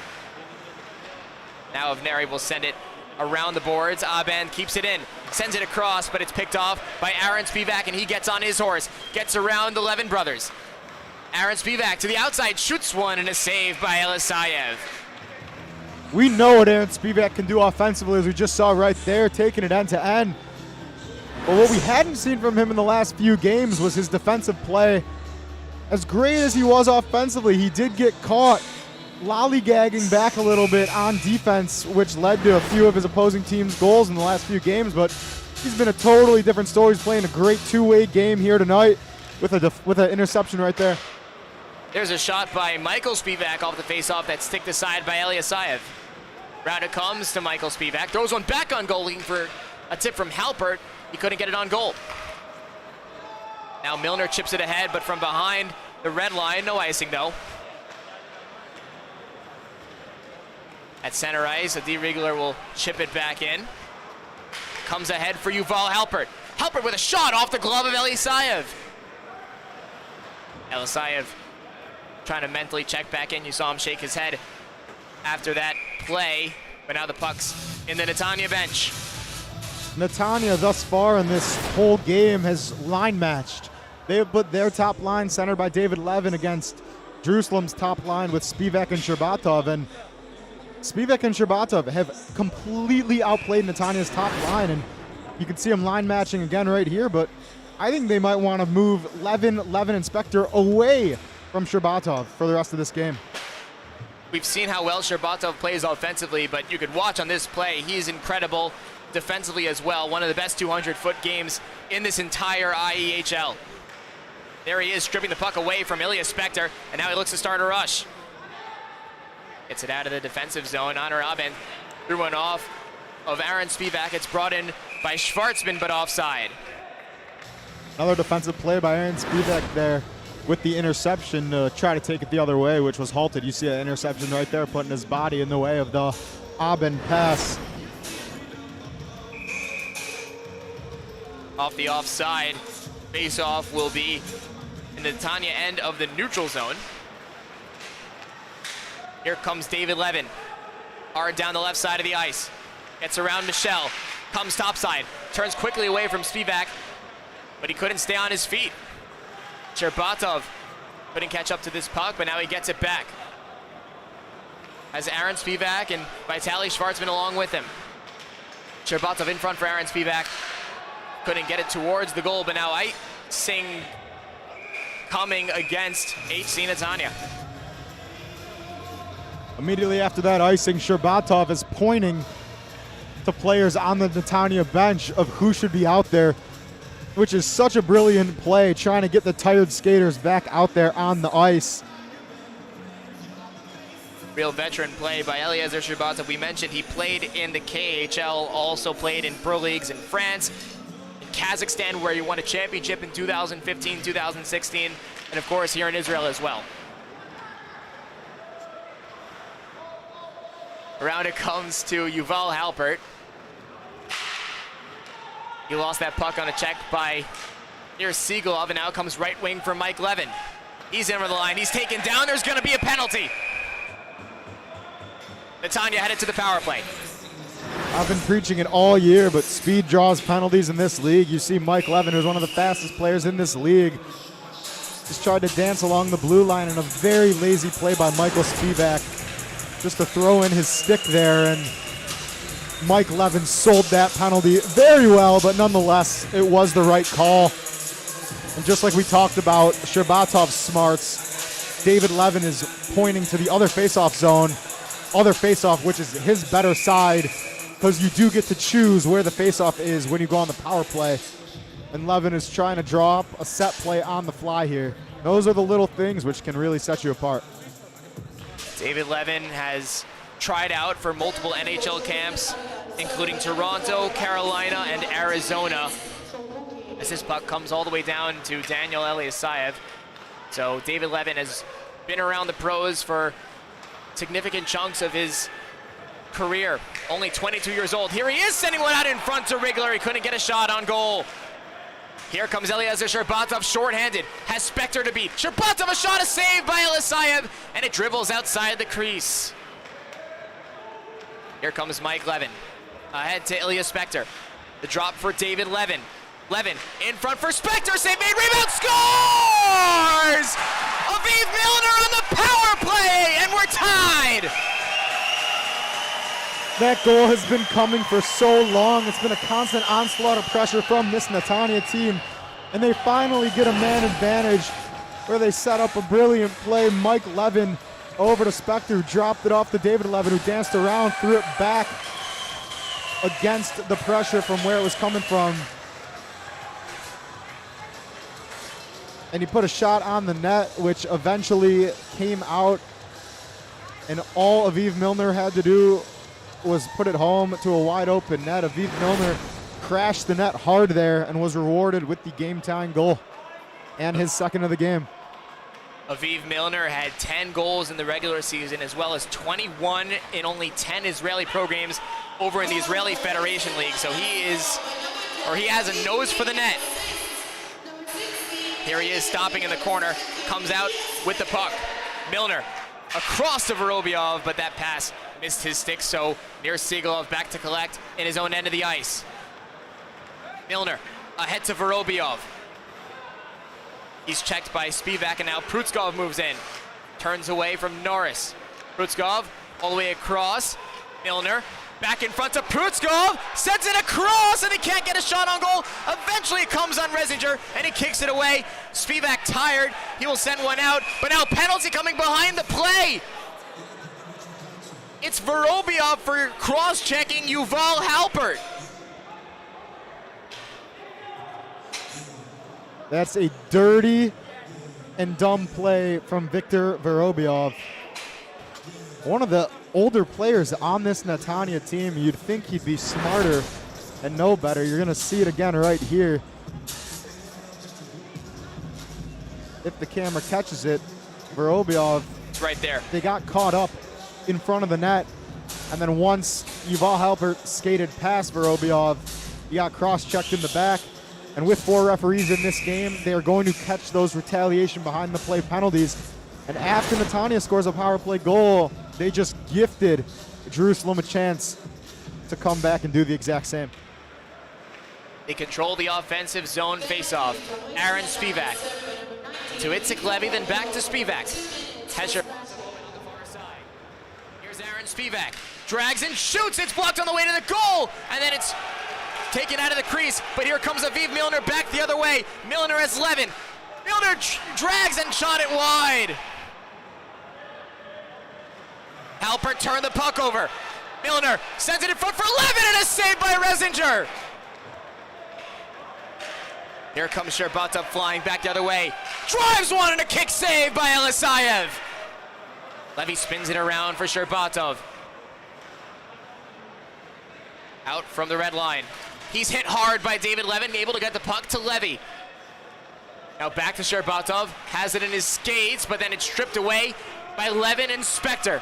Spector will get this one all the way down, force Resinger to play it. Aaron Spivac up the left side of the ice to Michael, then 𝗕𝗏𝗺 offside. 𝗕𝗏𝗺 was trying to do something special again there. What a fun minute that was of the Jerusalem power play. We saw chances on both ends. And you know what? I don't think that was an offsides. I agree with you. You know, and 𝗕𝗏𝗺 was coming in with so much speed. That's got to be pretty defensive. And now 𝗕𝗏𝗺 is trying to set up another play. You can't even see him in your screen. He's all the way towards the penalty box when the faceoff's on the other side of the ice. Here's Aaron Spivac. See if they try to set up 𝗕𝗏𝗺. The puck comes his way. 𝗕𝗏𝗺 works on Spector. Netanya can't clear the zone. Aaron Spivac drags and shoots one up high over the crossbar. Max Abraham's back on it. Goes back to Schwartzman at the point. He drives one through. It's blocked by Riegler. And now he'll backhand one out of the zone.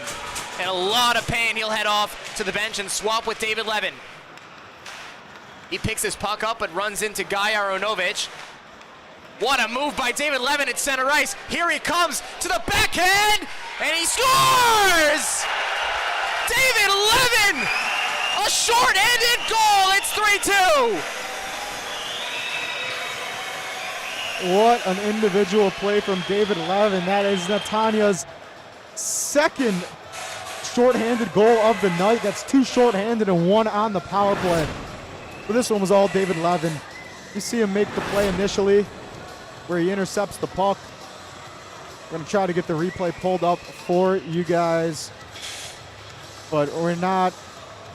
However, that was just individual brilliance. He got the puck through so many defenders, and one of them was Max Abrahams, who was flat-footed.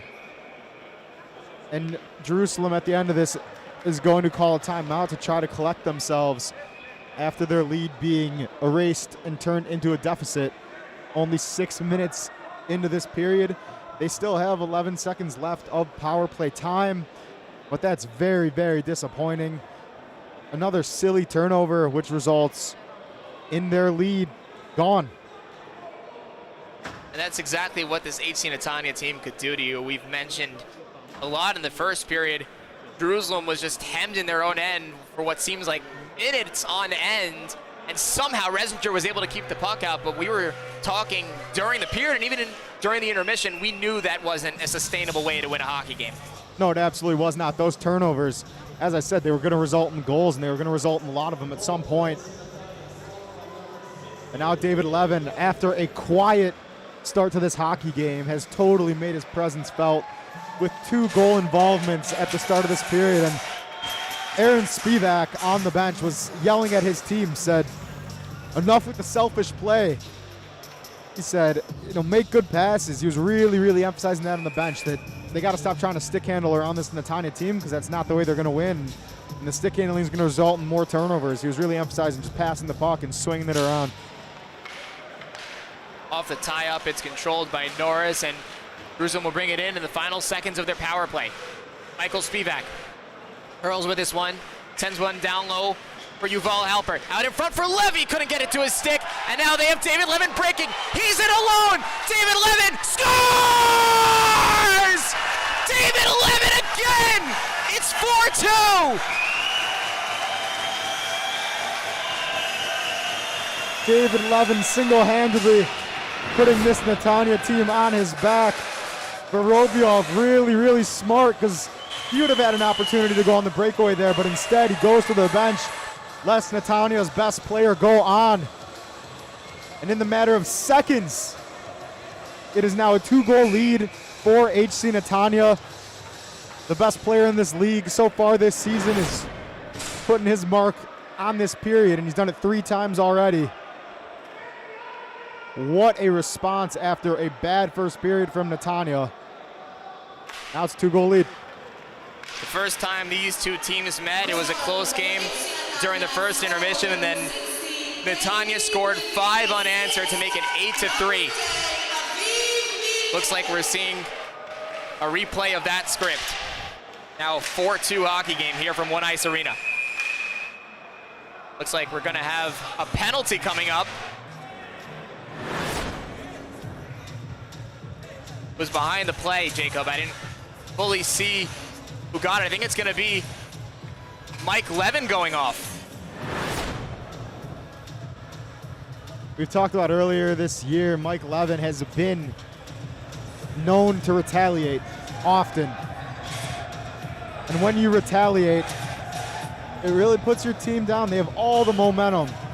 He didn't need to do that. It's a dumb penalty, and you're gonna let Jerusalem go back to work. This is such an important power play for Jerusalem. We've seen the lead turn into a 2-goal deficit in the matter of minutes. They need to respond right here. Here's 𝗵𝗃𝗏𝗵𝗆 at the point. Has 𝗕𝗏𝗺 to his right and 𝗕𝗃𝗍𝗍 to his left. Elects to go to 𝗧𝗵𝗵𝗆𝗍. 𝗧𝗵𝗵 is shot through traffic, and it's gobbled up by 𝗪𝗪𝗫.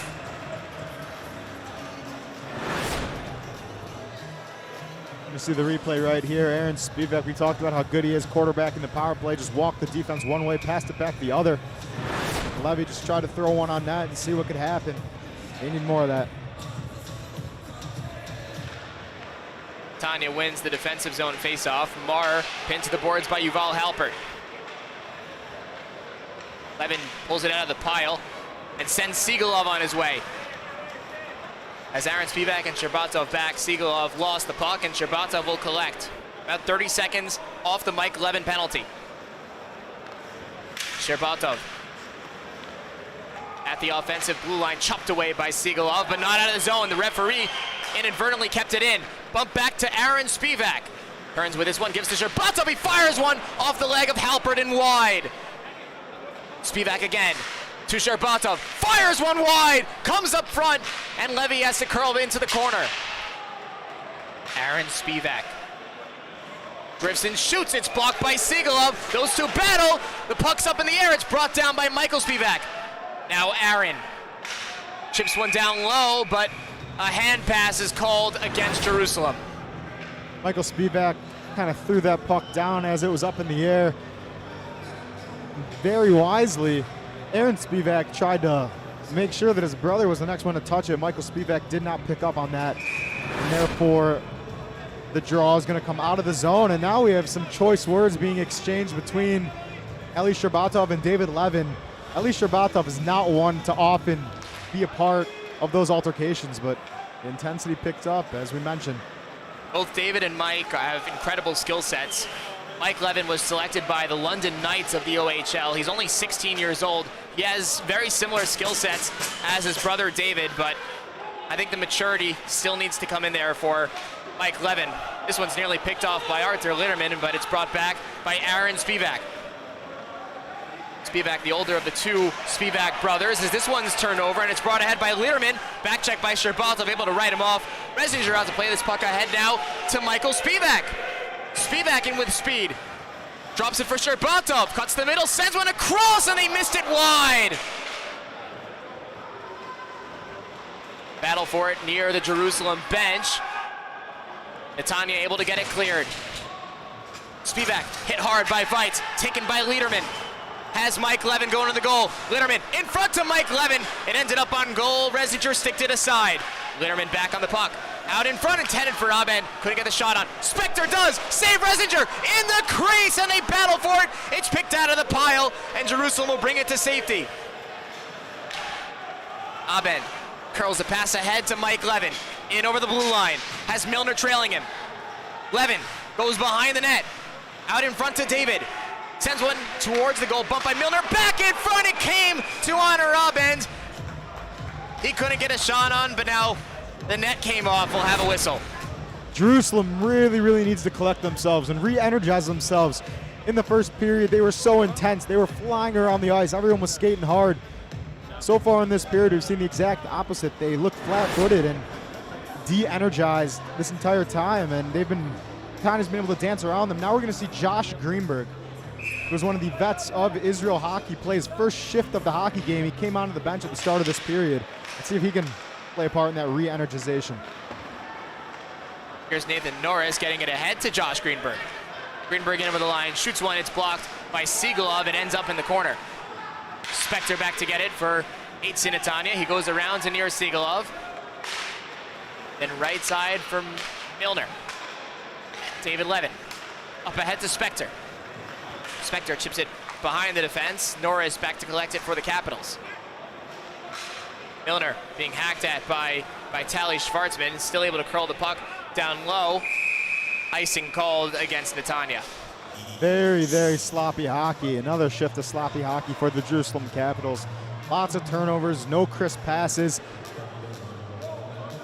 They got away with the sloppy hockey in the first period because they were skating hard, because they were blocking shots, because they were putting pucks on net and forechecking.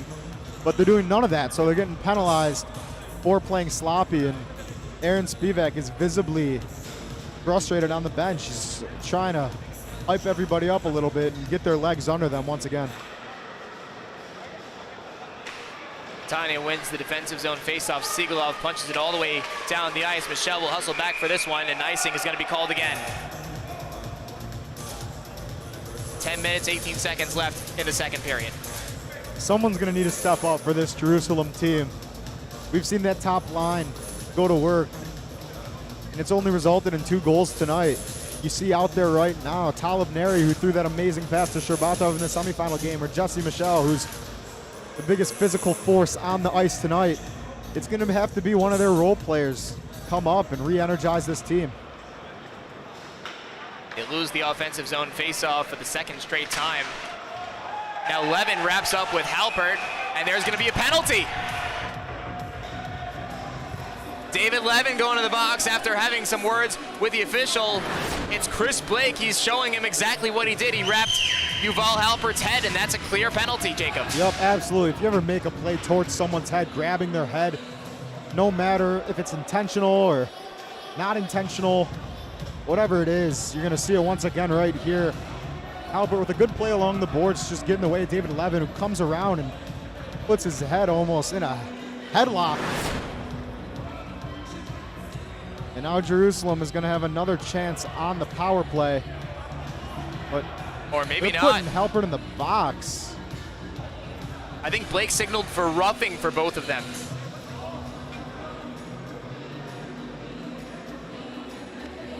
I understand the David Levin call, but I think Halpert was just making a physical play on the puck, and he got caught in a bad spot there. It absolutely should not have been a penalty if it was on the initial check. If it was something after the play or talking to the referees, I can understand that. But that was very clean, just a physical play and a good hockey play. Just got in the way, made a play on the puck. I don't agree with that if there was a roughing call on the initial hit from Yuval Halpert. You spoke about David Levin, but Yuval Halpert, 21 years old, out of Ness Tsiona here in Israel. Played both in Israel and in the United States for the Southern Oregon Spartans. He was the captain of that team, as well as the Port Mallard Ducks. 15 points in 7 games played last year for the Jerusalem Capitals in the box for 2 minutes, along with Netanya star player David Levin. Here's Milner. That one's kicked away by 𝗧𝗵𝗺, and now 𝗂𝗂𝗍 will skate into this one. 𝗂𝗂𝗍 gets around of Neri, curled it back towards the point. 𝗧𝗵𝗺 there to pick it off. 4-on-4 means a lot of room for 𝗪𝗁𝗁𝗁 to skate and no David Levin to match him. Tried to drop it off. Here comes Aaron Spivak, puts a pass through his legs, looking to go down low for 𝗧𝗵𝗺 in the corner. That one's easily picked off by Netanya, and they move it ahead. Here's Aviv Milner. Milner cut to the outside, tried a shot. Michel stood him up nicely. Then Neri with a good slap around the boards. It's kept in by Maurer, though. Maurer drags and shoots. He scores! Yoav Maurer! It's 5-2! Lazy defensive play from the Jerusalem Capitals. Aaron Spivak was coasting around the ice there. 𝗕𝗏𝗺 did not get back with the same speed we're used to seeing him. No one stepped up on 𝗪.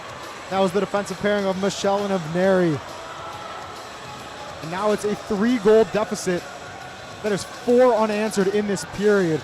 A great shot from 𝗪 nonetheless, but it's just lazy. You see Michelle try to take away the body, not skating. You see 𝗕𝗏𝗺 just let 𝗪 walk right by him. Michelle just tries to block the shot instead of stepping out. An unbelievable shot from 𝗪. We talked about the role players in this game needing to energize their team for Jerusalem, but instead it was one of the role players and one of the lead defensemen for this Netanya team extending the lead to 3.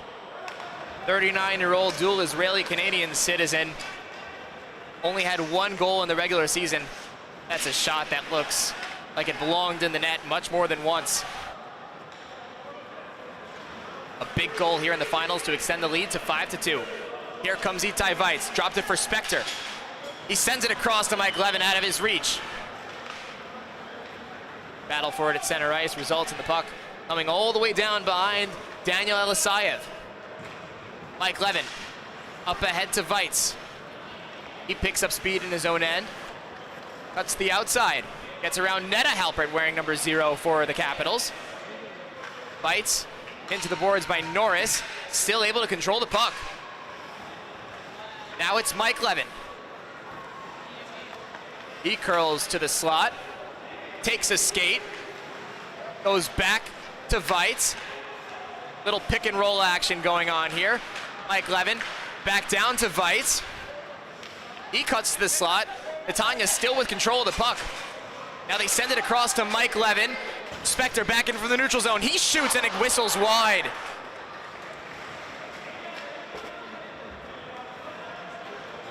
Capitals move it back the other way. It's 𝗓𝗏𝗪. Gelbart gonna go to 𝗬𝗏𝗪. That went out of his reach. Vorobyov off the stick of 𝗓𝗏𝗪. Comes right side for Guy Aronovich. In the middle for Vorobyov. Down low to 𝗬𝗏𝗺. Through his legs. Threw a pass out in front. Vorobyov couldn't finish. 𝗓𝗏𝗪 goes one across the ice. 𝗕𝗏𝗺 couldn't reach it. Slap pass ahead for Vorobyov. That didn't touch his stick. If Jerusalem gets there first, it's an icing. But Aronovich won the race, so 𝗕𝗏𝗺 needs to bring it out. Good play by Aronovich to keep it in for a second. 𝗓𝗏𝗪 able to get it out of his legs and clear it to the far blue line. Back comes Litterman. He slaps it in deep. Forces of 𝗫𝗫𝗍 back for it. See if Jerusalem can execute a successful breakout. This one goes left side for Aaron Spivak. He'll chip it in deep and now force Netanya to come all the way down. 7 minutes exactly remaining in the second period. Guy Aronovich. Left side, David Levin. In over the blue line. Good move by Levin. Across. They score! Artur Litterman! 6-2. It's amazing. This is a championship game, and there's a team that are skating so slowly, showing no effort, no heart. They were down by 3 just a moment ago, but once again, they let this Netanya team just skate around them. Yeah, it's a great move by David Levin, undressing 𝗵𝗵𝗃𝗃. But there's no back check from anybody on this team. It's pathetic, and no wonder they've scored. They've had 5 unanswered in this period. It's because they're skating harder. They want it more. And at the end of this play, Kalev 𝗫𝗫 took a baseball swing with his stick at the side of the post. He's so frustrated, and I don't blame him, but you can show that frustration, but he was the one that let Artur Litterman get right behind him for a wide open goal. Jerusalem has already used their timeout. As now Michael Spivak trying to drag it around Kreimerman. The next time they'll really be able to talk things over is in the second intermission, and by then, who knows what the score will be. Levin in front of 𝗬𝗏𝗃𝗃. He couldn't get it on goal. Right, it comes to Michael Spivak. He's able to get it past the stick of Nick Kreimerman and all the way down. Icing is called. Another amazing part of this game, and I think we both agree David Levin has not played his best game of the season, but he has 5 points. It's remarkable what a player like him can do, even on his, I wouldn't quite call this an off night, but not his best. He just brings everybody else up around him with the amazing passes, and such a great leader of this hockey team, and that's the reason that they've scored 5 unanswered. I think we mentioned at one point in the season when we were watching a Jerusalem Capitals game that, yes, 𝗬𝘀𝗍𝗺 is such an incredible talent, and you watch him pull off these amazing moves every time he steps out on the ice. But you have a guy like David Levin, and he's surrounded by a much deeper team in 𝗬𝗀 Netanya than Jerusalem is. And that's really been the difference in this game and really all season long. Absolutely has. Anybody on this Netanya team can score a goal, can block a shot, can back check. We just haven't seen that from this Jerusalem team. It's been pretty much only 2 guys for them while they're making this run, and that's just not enough against Netanya. Netanya, one of those teams that could go 3, arguably 4 lines deep. Here they are again in the offensive zone, and it was all off a turnover at the far blue line. Hrudskov now will step around 𝗵𝗃-𝗫𝗁. He punched it back to the point for Siglov. Thrown on goal, but wide. Now it comes in front. Milner shoots and a blocker saved by 𝗬𝗁. The follow-up is also stopped. Siglov now a drive. That one, I believe, hit Halpert up high. Honor Abend back to collect this puck for 𝗬𝗀 Netanya. Milner tried to slip it through a Jerusalem player's legs, but now another turnover. And here's Aviv Milner. Milner dropped it for 𝗏𝗏, kicked it to his stick, but Halpert able to swipe it away. Comes back to 𝗏𝗏 now on the right side of the ice. 𝗏𝗏 in front for Litterman, blocked in front. Comes back to Abend.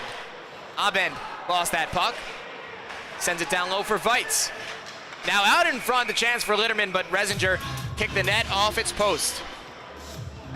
Every single 50-50 puck is going to Netanya right now, and that happens simply when you just skate harder.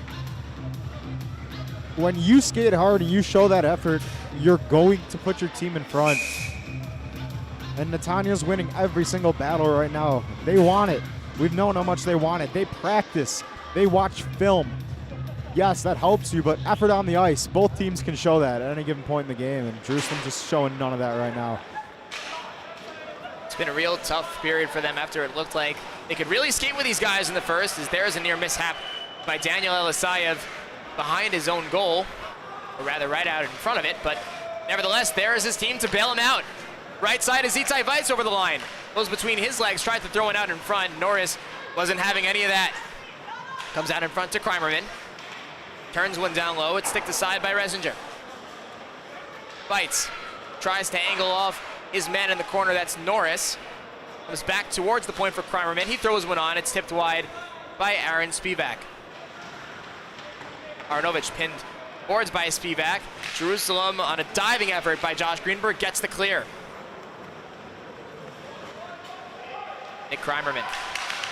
𝗏𝗏 up ahead for Artur Litterman. Chopped away by Schwarzman, but he got it back. David Levin cuts to the net, goes behind it, looks for a play, out in front for Aronovich, couldn't get it on goal. Aaron Spivak launched the pass ahead, intended for Michael Spivak. That one's up in the air. David Levin getting a little rough with Nathan Norris. Play was called down because of, I believe, a high stick. Then a little extracurriculars by Nathan Norris. Yeah, and honestly, I like that play from Nathan Norris. You got to energize your team in some way. And there's just so much frustration on this Jerusalem bench right now. Just looking down at them, they're very frustrated. Max Abraham's shaking his head. They're not really talking. They're all sitting, and you need to pull yourselves together. There's so much time left in this game to make something happen. But it starts now. You got to flip that switch. Here's Mike Levin, the drop for David. In front for Mike, and a save by 𝗬𝗁. Abend fires one on goal, and it's gloved by 𝗬𝗁. And you were talking about that Jerusalem bench. You just look at the Netanya bench, it's the complete opposite. Absolutely. They're all high-fiving each other. They're talking. They're getting coached up. Then you look at the Jerusalem bench, and they're yelling explicit words at each other, and you can sense that frustration. And body language tells the story so much. 𝗫𝗏 is barking at the bench from the face-off circle right now. And you can see the exact opposite. David Levin is drawing up a play, and that's the story of this period right there. They win the face-off. 𝗂𝗂𝗃𝗄𝗃 a drive through traffic. It's blocked down by 𝗵𝗎𝗍. But it's picked away by David Levin. 3-on-1. spekter to Levin. Kick save made by Rezhinger. 𝗬𝗏𝗺 will force this one out of the zone. Gets it ahead to 𝗕𝗏𝗺. Down the right wing. 𝗕𝗏𝗺 goes behind the net. And it's punched away by Ilya spekter. Looks up and finds Mike Levin on left wing. Here he comes flying into the zone. Levin to the inside. He's double teamed and sent to the ice. Follow-up hit by 𝗬𝗏𝗺 and then Max Abrahams. Those two battling in the corner. There's going to be a penalty. It's going to go against Mike Levin. Another retaliation penalty from Mike Levin. At the age of 16, we've talked about this. He's so immature. And Max Abrahams, yeah, he's older. Yeah, he's bigger, but he threw a clean hit in the corner. There's nothing wrong with that. You're all playing in this league, and as Mike Levin came to the penalty box, he threw a punch at the wall. Which, again, I don't think that's the smartest decision, but you see his coach. He comes over. He's talking to him through the glass right now, trying to calm him down. Trying to not let things get out of hand, but 4-goal deficit with 2 minutes to go in the second period. Jerusalem's got their big guns out there right now. What I really like, which is a different look on this power play, you see 𝗪𝗏, who I mentioned is the biggest body in this league, and it looks like he's just going to go and park himself in front of 𝗪𝗏 on this power play. 6'3", 240 pounds. He runs right into 𝗬𝗏, but Netanya able to clear the zone. 2 minutes, 14 seconds left in the second period. Michael Spivak to the outside. Gets around 𝗂𝗂𝗃. Turns away from him. Pushes it back to the point for Aaron. Then 𝗕𝗏𝗺 plays catch with Aaron Spivak. Now in front to Halpern and an open net to shoot at. He missed all of it. What a play set up there, but the score stays 6-2. Here's Eliezer 𝗕𝗏𝗺. Picked up by spekter and he takes it away from him. Here comes spekter. Has Milner along for the ride. spekter to Milner. Kick save. And he's able to throw it away from the crease. What a play by Jonathan Rezhinger. Rezhinger bailing out his team once again. That 2-on-1 happened because of a 𝗕𝗏𝗺 turnover in the offensive zone. And if you look at the screen right now, 𝗕𝗏𝗺 is nowhere to be seen. After that turnover, he just parked himself, stayed at the blue line. He didn't skate back. And you're a leader on this team. You lead by example. You have to skate back after you turn the puck over. And Rezhinger bailed his team out once again. It should have been 7. But another play where Rezhinger threw his arm out behind him to save another goal. Jerusalem needs to bring this puck back all the way from their own end with 1 minute, 4 seconds left on their power play. Aaron Spivak, right side Schwartzman, gets it in deep. Hoping Spivak picks it up from behind the net. He does. Threw a shot in on 𝗪𝗏𝗍, and he made the save. And now Levin picks it up easily and will clear the zone.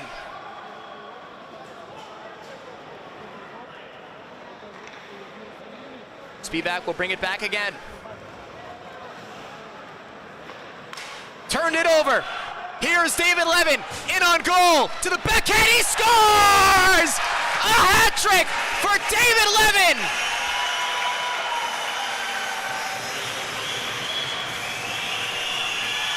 Just listen to this crowd. They are loving the David Levin show. The Jerusalem bench is not. The pass from Michael Spivak was telegraphed. Everyone in the arena saw where he was trying to go, including David Levin, who stepped up, took it the other way, made it 7, 6 unanswered goals. And this period it's been unbelievable hockey from Netanya. If we thought we hadn't seen their best all season, they were saving it for the second period of the final game. It's also 3 shorthanded goals for Netanya in this game. Those were all chances Jerusalem could have used to extend the lead they brought into the second period. What a turn of events one intermission makes. Left side, it's Josh Greenberg. Centers for Abrahams. He shoots and a save by 𝗪𝗏𝗍. The follow-up chance by Greenberg, not on goal. Abrahams sends one out in front to Netter Halpert, and 𝗏𝗏𝗺 lifted his stick. Greenberg will bring it back in, but he takes a tumble. Abrahams has trouble with it. He was punched away by Honor Abend, who didn't even have a stick. Now some rough housing near the Netanya bench. as Netanya will bring it back into their own end and complete a masterclass of a period. We head to the second intermission. 𝗬𝗏 Netanya has taken the lead, and in a big way. It's a 7-2 hockey game. We'll be right back, right here on the Israel National Hockey Society YouTube channel.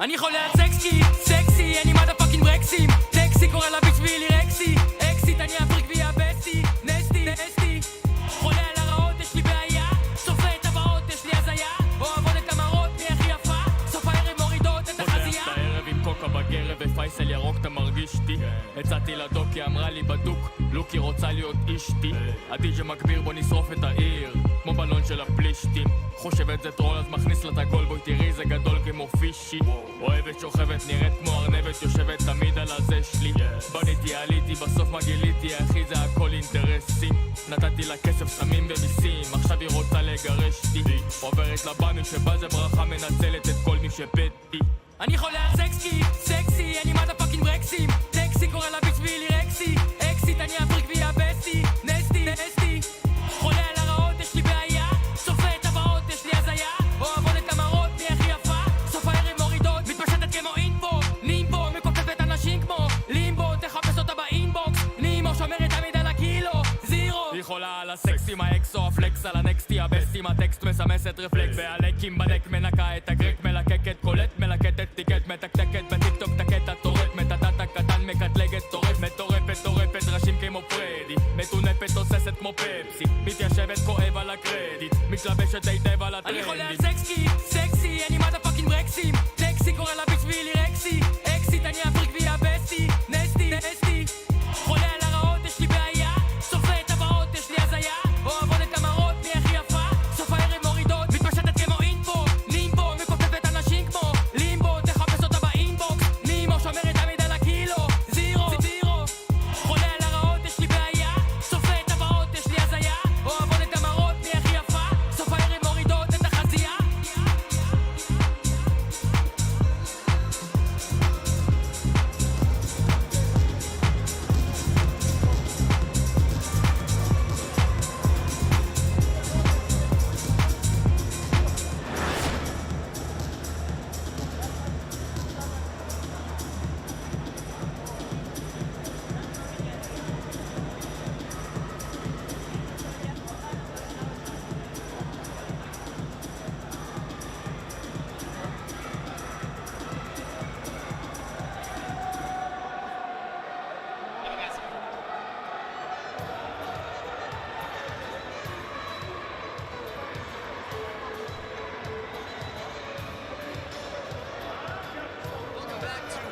Arena here in the second intermission between 𝗬𝗏 Netanya and the Jerusalem Capitals, and we're joined now by Haifa Mariners goaltender Shea Spanier, also not a stranger to this broadcast booth. Shea, how you doing tonight? Feels good to be back here again. I'm very comfortable behind the mic now. Now, lots happened since you've been back in the broadcast booth. Your Haifa Mariners went on an incredible run, coming back from 0-4-2 down to make the playoffs. Tell us a little bit about that experience, just being in the locker room. Yeah, absolutely, and I really think it started with our new goaltender, Arthur. Came in and just found fire right away. It was very hot, and he was able to, get the boys going. And I feel like we really started to click as a team. We started to figure it out. And in that locker room the whole time as we were playing, we knew we had a squad there. We knew we had a good team. It's just we're a young team. We had to figure it out. We're the youngest team in the league, actually. And I really feel like we had the momentum into next season, and we could really build through next year and make a deep, deep run. I have to ask, of course, you injured your leg against this team, 𝗬𝗎 Netanya. First of all, how's your leg doing? My leg is doing better. I'm gonna go see a doctor when I get back, so hopefully it's nothing too serious. But I know I got to rest. I mean, when we had Richie in the first period, it was still a 2-1 hockey game, so you could ask him who he was rooting for. Who were you rooting for coming into this hockey game? I was rooting for Jerusalem. I got a lot of my friends on Jerusalem. 𝗵𝗃's on Jerusalem. I love that kid. Played in the same college league. You know, Max, great guy. Jesse, absolute beauty. Jonathan, fellow countrymen.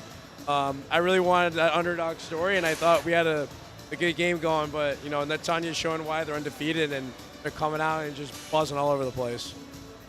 You mentioned fellow countrymen there. You just actually got your Israeli passport today and your 𝗬𝗏, so first of all, congratulations. But tell us a little bit about that experience for you and just deciding to become an Israeli citizen yourself. Yeah, absolutely. So my grandma's originally from here, and when I first I met some Israeli hockey players when I was 16, and it was kind of always stuck in my head. And the opportunity presented itself during COVID to get my citizenship, make Aliyah, and hopefully play for the national team one day. So I'll be eligible in 2023 to play for the national team and talking to the Federation. And depending on how I play this season, wherever I play professionally, it's a possibility, and I'm really looking forward to it.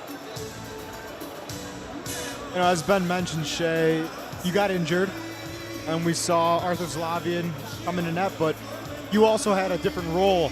You became pretty much the coach of that Haifa team, and you know, you instilled some great culture, because with the dogs, but with your coaching, can't forget about 𝗧𝗵𝗆. Might be the team name next year, the 𝗧𝗵𝗆. But from your experience coaching, what would you have said if you were behind the bench for Jerusalem during that second period? Honestly, I think them being up 2-1 after the first period, like, it really got to their heads. You know, Netanya came out, I feel like, a little flat, and I think Jerusalem got a little comfortable. Instead of stepping up their pace, they stayed the same, and Netanya took 2 steps above it. And I'm not the most experienced coach. I obviously only have like 8 games under my belt, but I probably would have started barking behind the bench to get the boys going, and you know, started yelling and rallying the troops together. I don't know, but I'm not much of an X's and O's guy. I mean, 𝗬𝗏 on our team was really the X's and O's guy. I was kind of like the person behind the bench, like, hey, watch for this. You know, this guy does this. You know, watch this type of play. And I mean, I would have done stuff like that, but I don't know how much help I could have been behind the bench.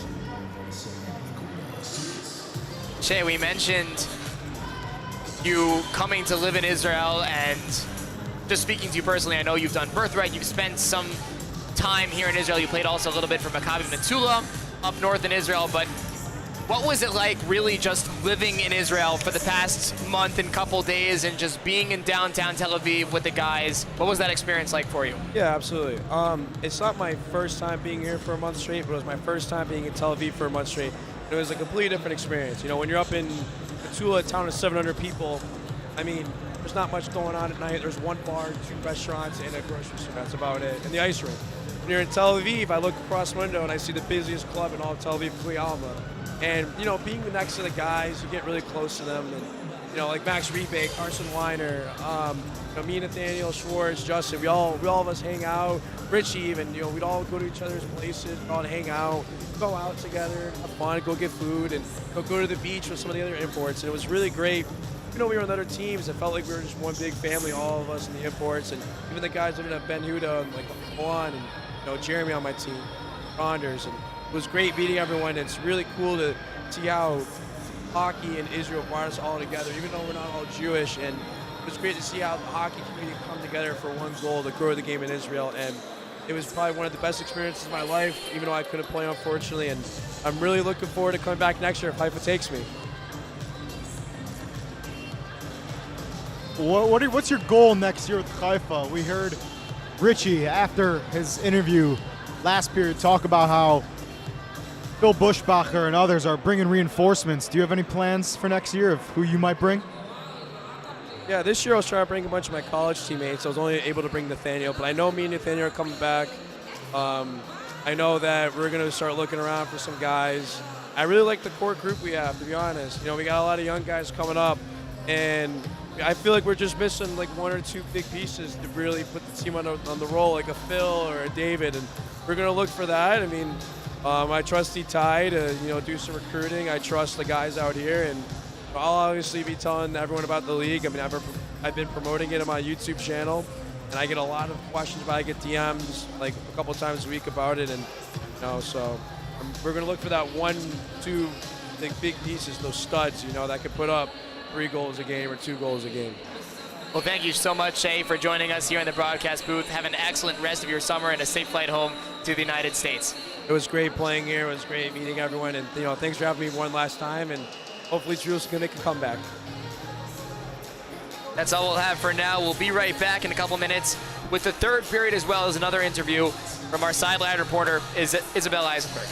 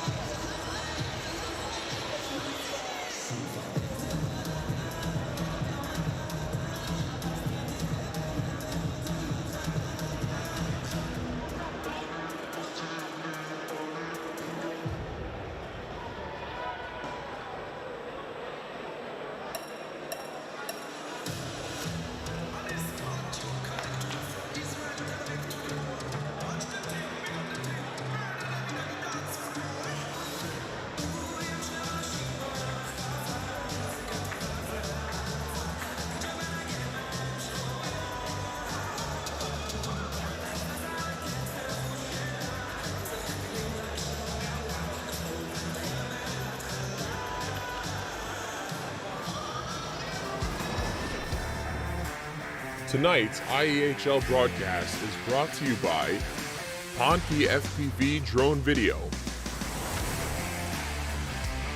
𝗵𝘀𝗿𝗄's skate sharpening,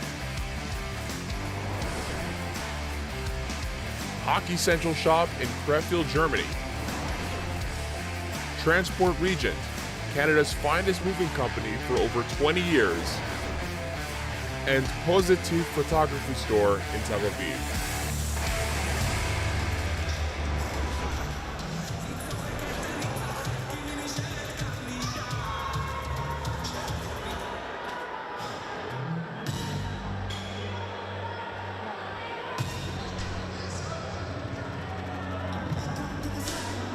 Welcome back to One Ice Arena as we're getting ready to start the third period here between 𝗬𝗃 Netanya and the Jerusalem Capitals. Our sideline reporter, Isabel Eisenberg, got a chance to speak with Netanya forward Mike Levin. What did he tell you?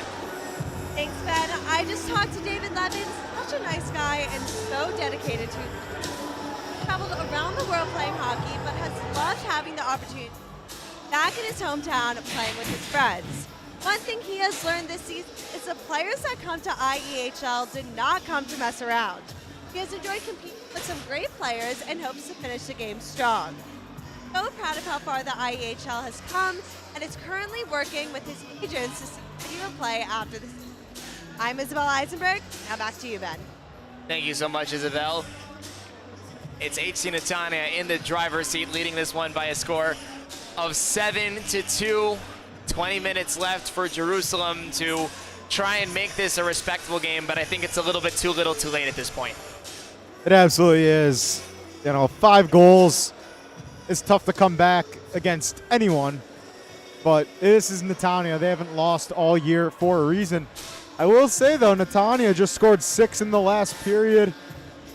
You know, we've seen goals go in at a huge rate in the IEHL this year, and Jerusalem does have the players to score goals, but they need to, as Shay said, Netanya took 2 steps up last period. Jerusalem's going to need to take 3 or 4 steps up right now, starting from the drop of this puck, to have any sort of chance to make this a close game.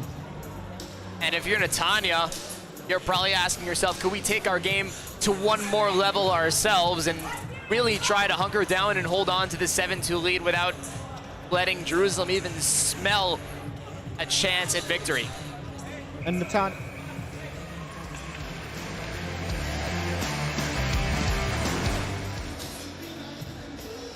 Netanya absolutely will take that next step up, because that's what they've done all year. They just keep taking their game to another level each period of this season, and they're playing for the home crowd. Everyone here cheering them on. Every single supporter in this crowd is rooting for Netanya, and I expect them to play for the fans.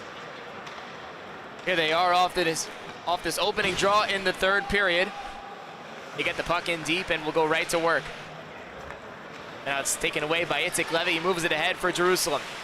Out in front for Yuval Alpert. He's shouldered off by Viktor Vorobyov after the play. Puck comes in to neutral ice where 𝗨𝗏 will send it ahead, but it's brought back by Vorobyov. He faked the drive, dropped it for Milner. Across to 𝗵𝗺skov, tried to go back to the middle. It was broken up. And now here comes Jerusalem with a potential odd man druss. Itzik Levy down the right wing boards, cuts to the middle. He shoots one. It's tipped on goal and they score! Michael Spivak, and it's 7-3. That's only 38 seconds into this period. That's a dream start. Who knows what can happen now? And look, Jerusalem skated so much harder in that one shift. That was their second line than they did that entire second period.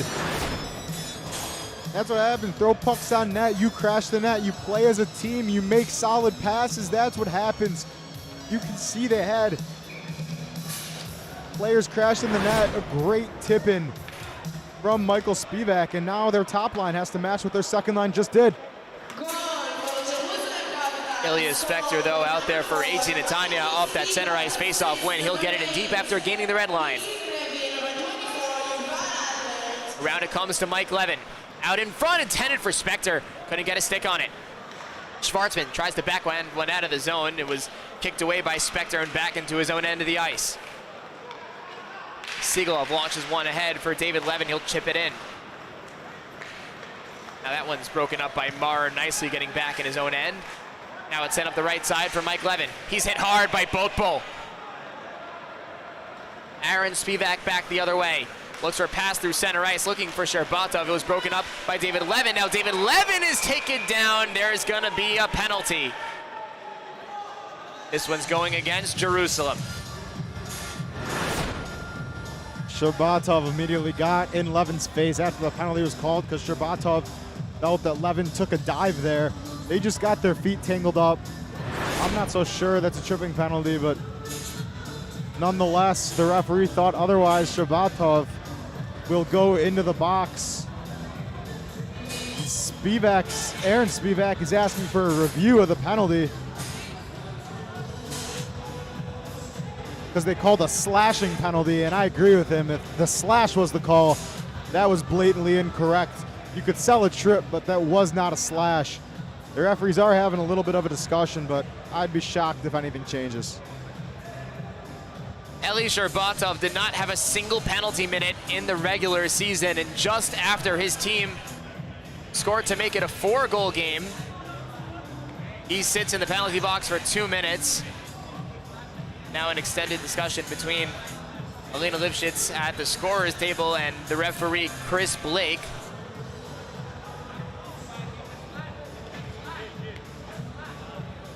Val Halpert getting in there as well. If this power play stands, Jacob, it's an important one for Netanya, and Jerusalem needs a kill. Yeah, they absolutely need a kill. They might need a little bit more than that. Time is the enemy of Jerusalem if they want to make any sort of comeback. They need the next goal, obviously. But every single second that ticks away hurts Jerusalem's chances so much. They need every single one of those 18 minutes and 34 seconds that are left in this game. But I'm very curious what the referees are discussing right now. 𝗧𝗏𝗺 in the box kept saying there was a slash. They might be arguing that Levin threw a slash there, but I'm very confused what this long delay would be about if there's just a basic penalty on 𝗧𝗏𝗺. It's the captains now, Ilya Spector and Itzik Levy, having a discussion. I think they're looking at they pulled up the rule book, it looked like, for the referees to review. Not sure exactly what they're reviewing, but it looks like 𝗧𝗏𝗺's penalty will stand, and Netanya will go back to the power play. 𝗧𝗏𝗺 in the box for 2 minutes, and not only is he one of their best forwards, he also kills penalties for them.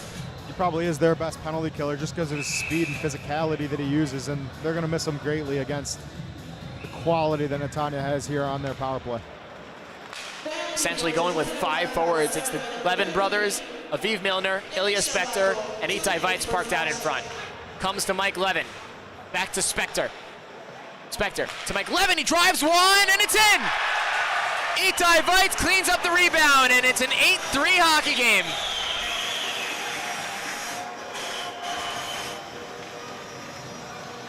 That might just about do it to extend the lead back to 5. Great power play. At the start of that power play, you saw David Levin tell Spector, just be patient. And he was patient, waiting for the chance. Mike Levin with a rip off a one-timer. Excuse me, not a one-timer. Oh, it was a one-timer. Right here. It was a one-timer. Great shot, and Resinger just never really saw it. It dropped down, and Weitz was right there on the doorstep. But if you're a Jerusalem defenseman, you cannot let Weitz just be right there. You got to put a body on him and push him away from the net. Too much room for Spector and Levin to get those shots off as well. Just too easy for them to make plays in the offensive zone. Already leading by 4. Yeah, absolutely. I also thought Resinger might have overplayed that. Here comes 𝗧𝗏𝗺, and he shot it wide. Might have glanced the post, but it stays out. Sigalov back the other way for Netanya. Gallops to the outside, shoots one, and a save by Resinger. Now potential 2-on-1 the other way. Make it 3-on-1. 𝗧𝗏𝗺 with Aaron Spivak, and he missed the pass.